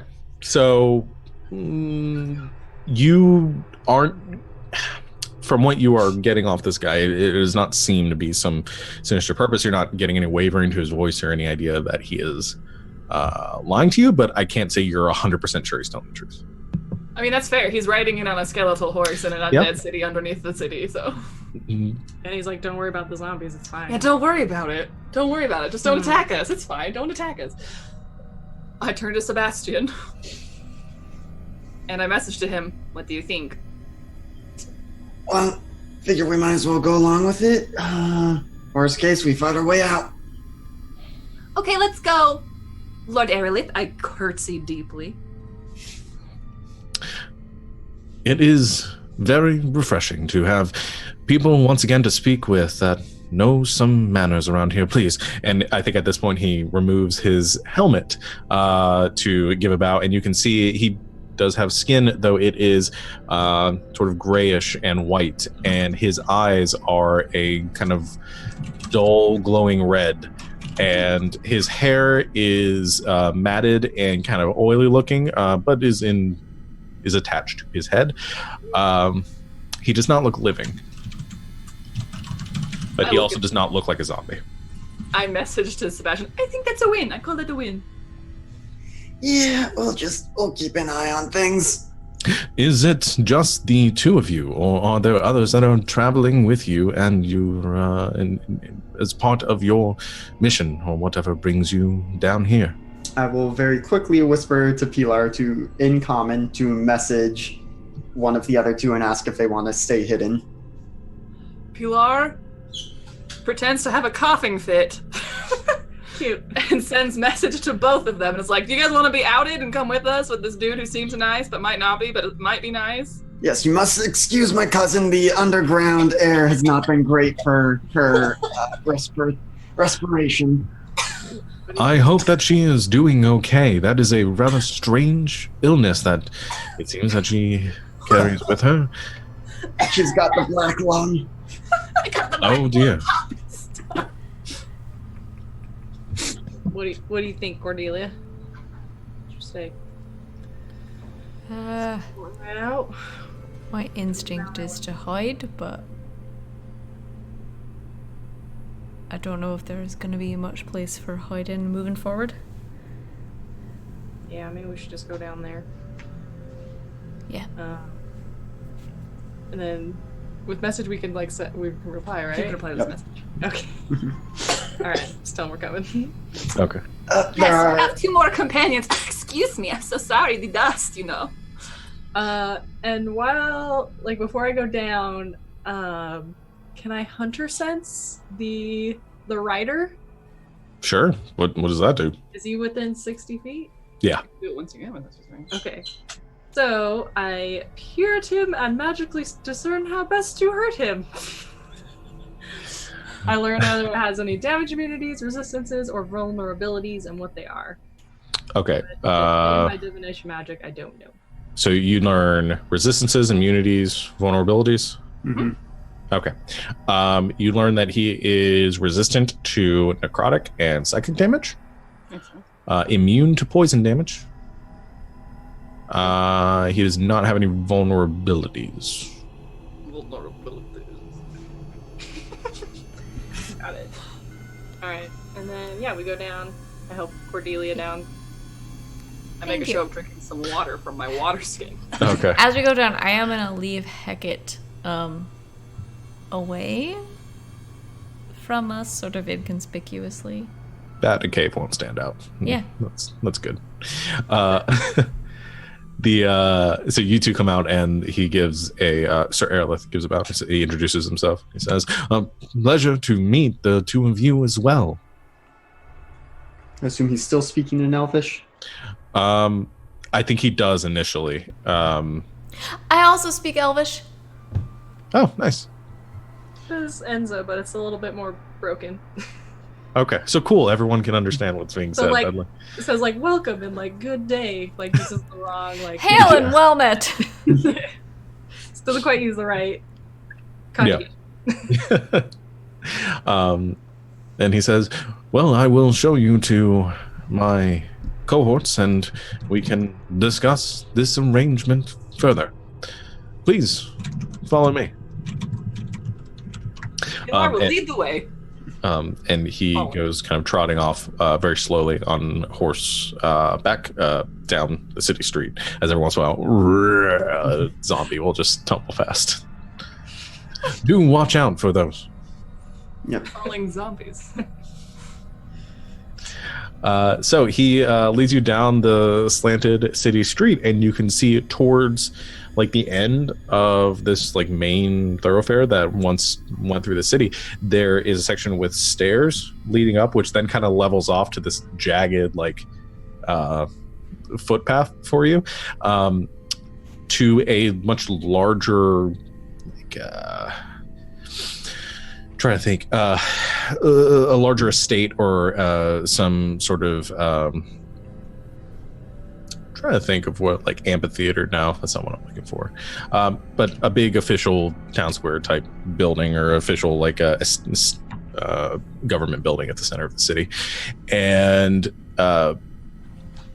he then dismounts from his skeletal horse at the bottom of those stairs, and the skeletal horse kind of goes trotting off, and he begins to climb them or walk up them in the direction of the building. As you follow, it enters into a ruined, as you can see, the domed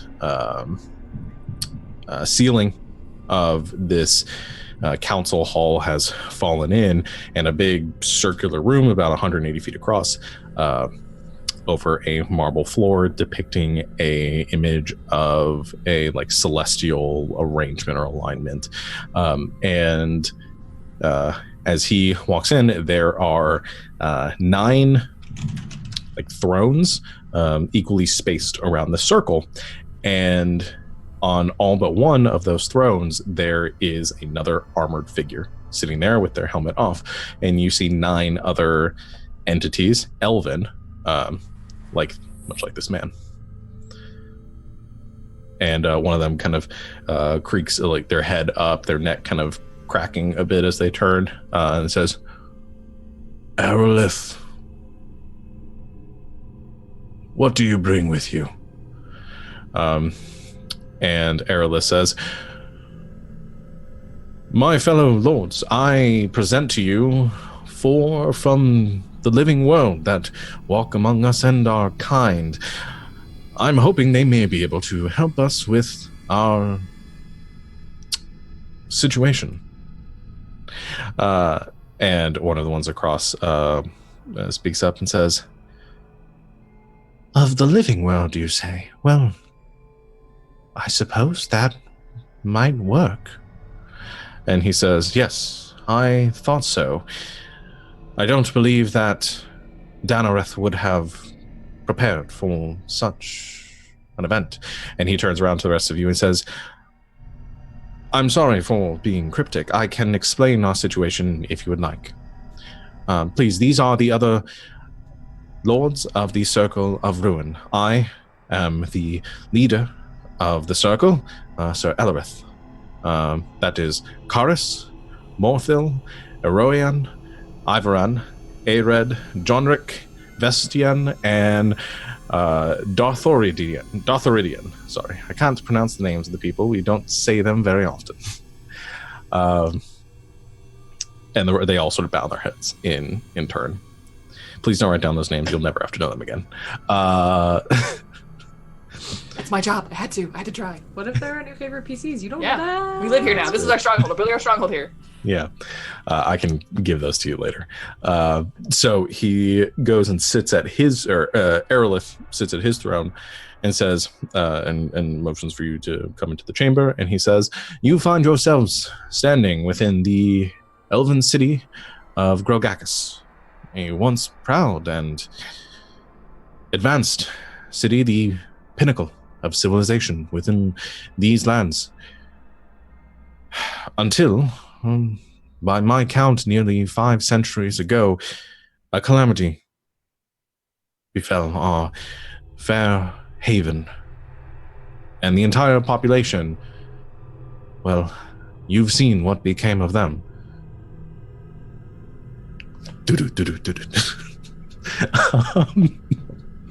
No, they're inside a building. They're not sliding in here anymore. Why didn't that happen to you all? He says, it did. But for some reason, our love for the city and our hatred for its culprit has helped us maintain our sense of self and our sanity throughout these many, many years.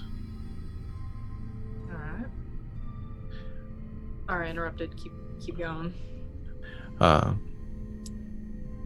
He says, we believe the person to blame, or we know the person to blame for this terrible calamity, was the Archmage of Grogakis, a man by the name of Danareth. We aren't sure of the exact reasons for his betrayal, but we believe he betrayed us in exchange for some dark magical power, transforming himself into some powerful undead abomination in the process. And we have been unable to seek our vengeance against Danareth. During the 1st century, we struck him down many times. Each time he rose again. Well, after some time of this, he constructed wardings around his tower, and we have been unable to enter in our current state ever since. Thus, I believe we need some from the living realm to enter and either disable the warding or destroy Danareth.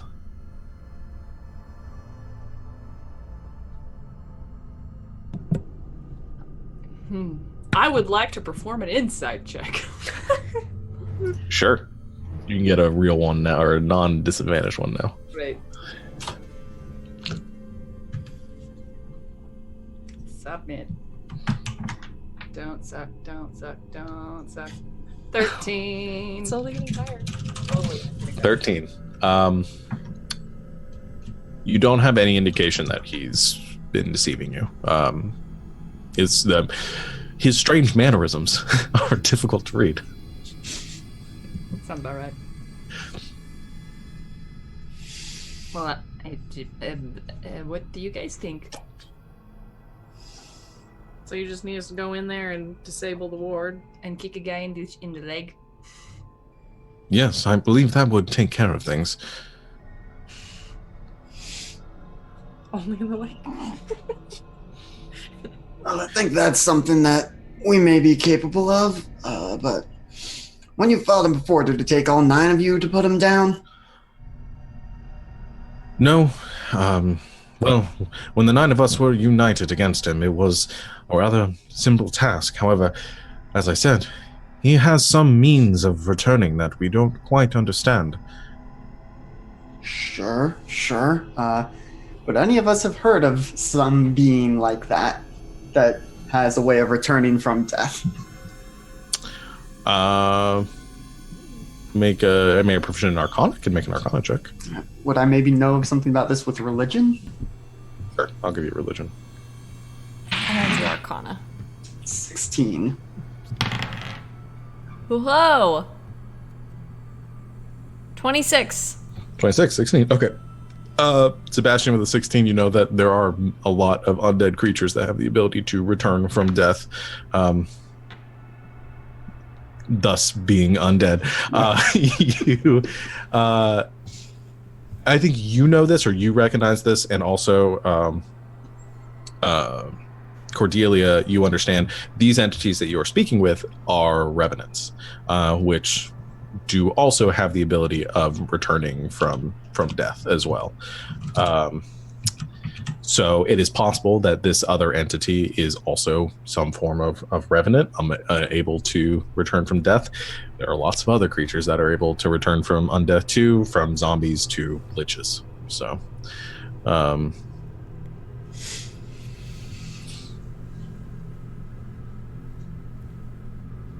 I'm saying, given what you have right now, is that's about all you got. Sure. Well, I guess if we're in a huddle right now talking amongst ourselves, Very rudely, just huddle up in the center of their chamber. Here's what we're talking about. switching back to common. Yeah. And I will say, with the 26, Cordelia, if more information comes up, I'll give you more with that roll. Okay. I don't know much about undead. Oh, I do. That's like your bag, yeah. I don't like this. Oh, I like them. Oh. Should I not like them? Why do you like them? Well, they just care a lot about their city they come from and they want to fix it. They're I nice. imagine the professor's gonna love getting a chance to talk with them, but seems like we gotta take care of this Danarith before that's gonna be possible. We're at the very least dealing with revenants, which are very powerful undead creatures, and Yep. on the other side, I can only imagine.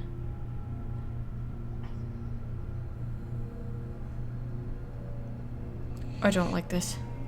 Yeah, I think if we want to tackle this, we at least want to try and get Clove down here, maybe get Hogarth out of whatever hole they're hiding in. Yeah, I mean, a full group would definitely be nice. I would like that a lot. Well, But you think there's not enough of us so we can even just go check it out? We don't take them on, but we can try. If it's what I'm thinking it is, yeah. then we should run in the opposite direction as fast as possible. Yeah, probably. Especially given the way that thing the other day turned out. Yep. But What thing the other day? don't worry about it. Long story. Yep. But It is only when I'm told not to worry that I worry. Yeah, I know, right? look, we're both still standing here. Clearly nothing bad happened. Nothing at all. Oh yeah, of course. So, are we doing this thing or are we not doing this thing? Are we going to recon this thing and then do the thing later? We can do this, but it's gonna take some real preparation. Yeah. Definitely not going in right away. I at least want to still need to catch my breath a bit. I would Rest love up. to catch my breath a bit. But so maybe chill for a bit, then maybe do recon. You might want to send you can get Denison back. I don't know how often you can get him back. Send him to the professor. Let him know what we found so far. Yeah, I would need to rest for a bit. Heck, it can go. Oh, yeah, do that. Maybe send Hecate off to get Clove, see if they can rustle out Hogarth while we're chilling down here. Okay. I don't feel good about this. This is way beyond our pay grade. Like it. Well, I mean, Aralith did say that people could be coming down here and to do studies as long as they are nice. So we could have the professor be coming down here to start doing things and finish that job. Like, hey, you're welcome. It's good to go. Just be nice, I guess. Yeah. Or we could wait until we potentially revive the city. I don't know what's going to happen. Do they just want, like, vengeance? Or do they want, like, if we do this, is the city going to go, wow, and come back or something? Figure we tell the professor what we know so far, see if he thinks we get paid, or... I mean, he's been good to us so far. No reason to put the wool over his eyes now, in my So estimate. far, but I have one concern, and it's, do we trust the professor?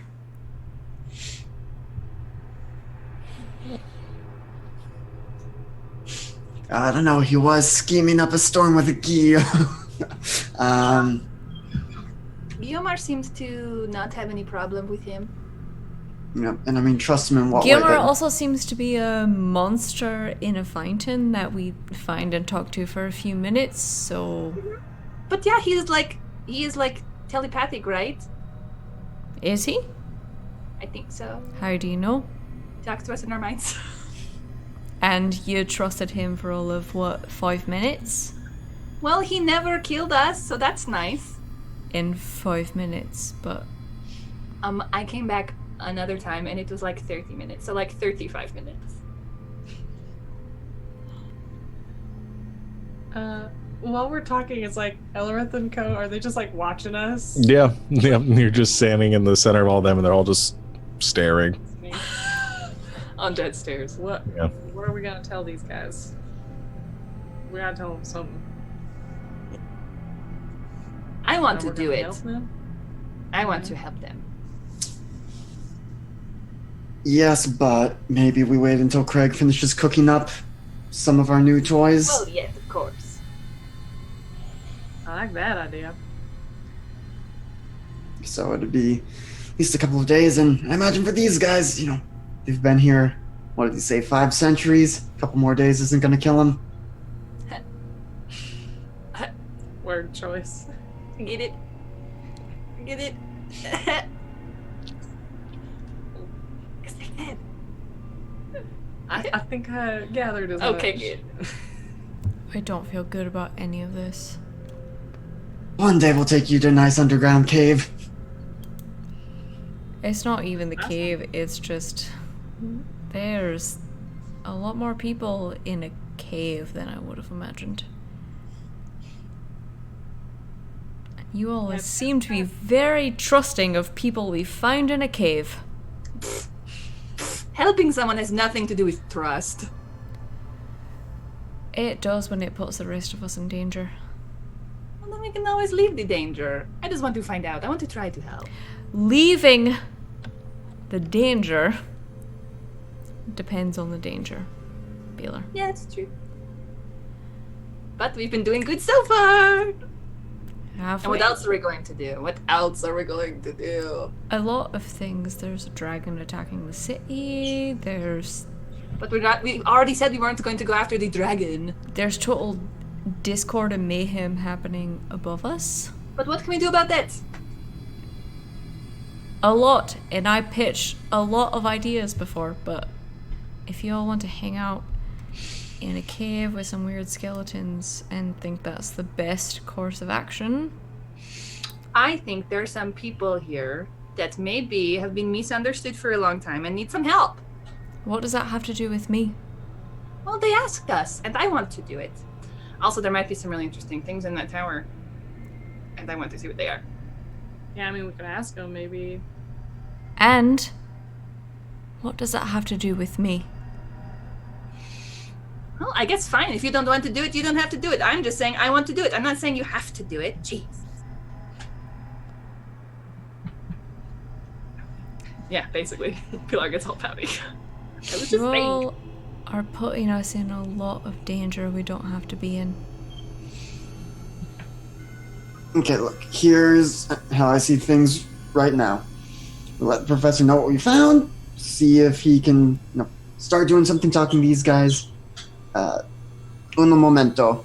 Sir Aerolith, does this Danareth ever poke his head out of his tower, or as long as you don't go bugging him, he leaves you all alone? No, since the walls were put up, there hasn't been a sighting of Danareth. I believe he is confined to his tower at this point. Okay, good to know, thank you. So, seems like this particular issue isn't going to go anywhere. Great. No one answered my initial question. Which one again? I'm trying to... Why does everyone just trust this professor who doesn't even seem to know what time of day it is?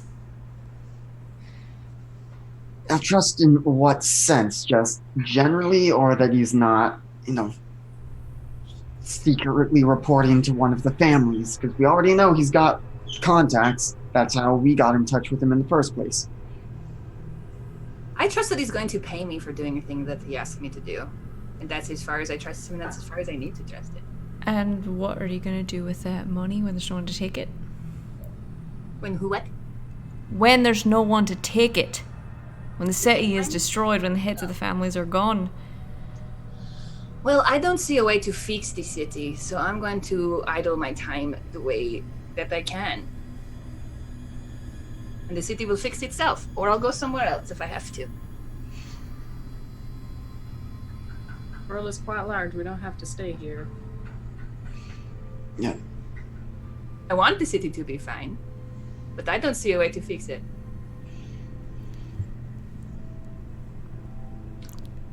No one seems to have a solution but me. And when I propose them, you all seem to ignore them, but fine.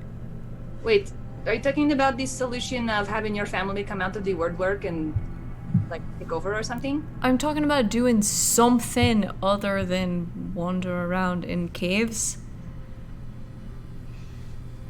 I'd be open to it if there is something we can do. There are people up top suffering. Hurting, injured people. People who've lost their homes, who've lost their lives. And we're down here wandering around talking to a fountain and playing around with zombies like... Really, when have you ever cared about anybody other than yourself?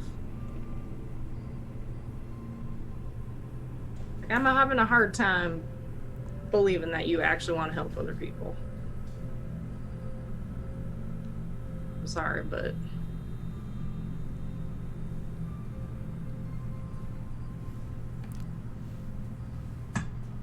How do I know this isn't some con you're trying to run? I brought you all to my family for a reason.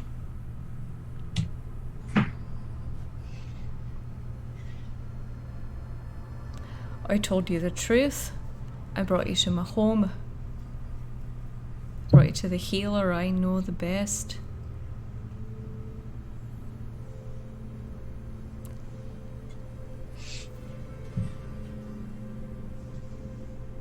This is the city I've lived in for years, and I don't want to see it burn to the ground, but...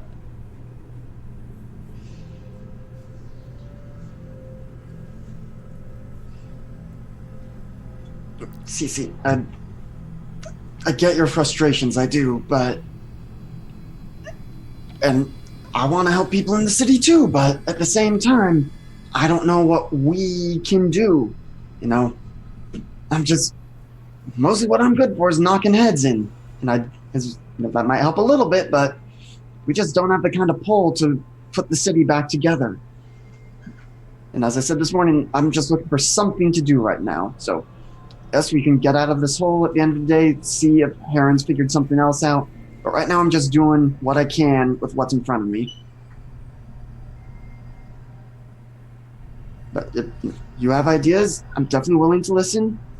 but I want to hear more concrete plans than let's go do something. Well, I'm not going to tell you more concrete plans until any of you can trust me, so... You think I don't trust you? I think a lot of you don't trust me based on what just happened, but we can play around in this cave, I guess. Whatever it is you all want to do. Oh, so now we're going to do what we all want to do.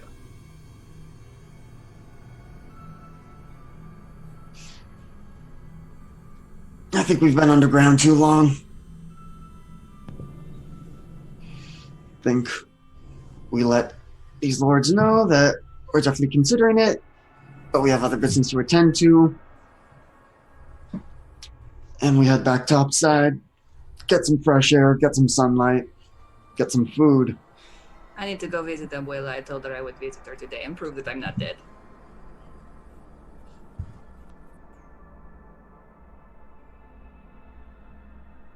Well, Lord Erelith, we are very intrigued by this thing and very sorrowed by this situation that has happened to you and your city. It is intriguing and sorrowing. We are going to retire to the upper world and gather resources and manpower and strength, and we will potentially come back. So you will consider helping us then? Yes, we will consider it, yes. Excellent. I am very, very, very happy to hear that. We will continue our watch over this malicious archmage and maintain his imprisonment here. And should you return and aid us in conquering this entity, we will surely reward you. Brilliant. But until then, best of luck in your return back to the living world. By the way, in the meantime, we might be sending a researcher type, a professor, your way. He's very interested in what's going on down here. He'll definitely leave the citizens alone, but may want to ask you all some questions. Seems like you'd have lots of things to talk about. Well, a scholar is certainly welcome here. We will endeavor to keep the path to our sanctum as clear as possible. And we thank you for it. He gives a sort of ending the conversation head nod and says, well, fare thee well, and then goes back to sitting. Goes back to sitting. In perpetuity. In perpetuity. Pilar like will you like do. a really, just a really fancy bow, like the traditional, really respectful sort of elven bow. Sure. You jump to the left and then step to the right. And cross legs. yeah. Okay. You Take all, it back now, y'all. You all step. Like 3 different dances in there. Yeah. Boogie, boogie, boogie, boogie. You step out of this grand hall and back out, heading up the slope, just slow going back to the service world. And as you do, I think for the first time you kind of catch a glimpse with your light going and being a little more accustomed to surroundings. You do see out in the distance a bit of light coming from a source towards the edge of the cave, and it's there that those of you with dark vision especially, you can see some sort of tower structure off in the distance, maybe what they were referring to. There are some lights coming from it. It's colorful through the darkness, and you swear you hear the sound of jazz music coming from it. And that is where we're going to go ahead and end our session for tonight. And we will pick this up in 2 weeks to see what our adventurers or gangsters or whatever you guys want to call yourselves now want to do. So yeah, couple of announcements. Let me get some cooler music going here. a couple of announcements before we cut for the evening.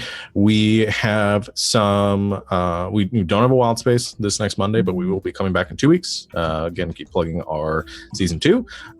We will have the next episode of Cyberscape up on Wednesday morning for your enjoyment. You can check that out on iTunes and Castbox. And if you like any of our stuff, you can go to YouTube, or if you haven't seen all of our stuff, you can go to YouTube. You can catch videos of all of our material, all of our press shows and other video game streams that we have done at youtube.com/Gig Game Nights. It's 2 G's and a K. We will, I think there's some talk about trying to do a New Year's Eve stream. We'll see what we can get cooking for you. More announcements or more updates on that to follow. If you want to get updates on everything that's going on or any streams we're going to be doing in the future, you can check that all out on our Twitter, twitter.com/Geek Game Nights as well. All links to all of those are beneath us if you're watching on Twitch, or you can go to our website, ggk.smvi.co. That's all I have. We hope to see you again soon. And until then, good game and good night, Internet. Good night, Internet. Good night, Internet. Thanks to our new followers. Oh, yeah.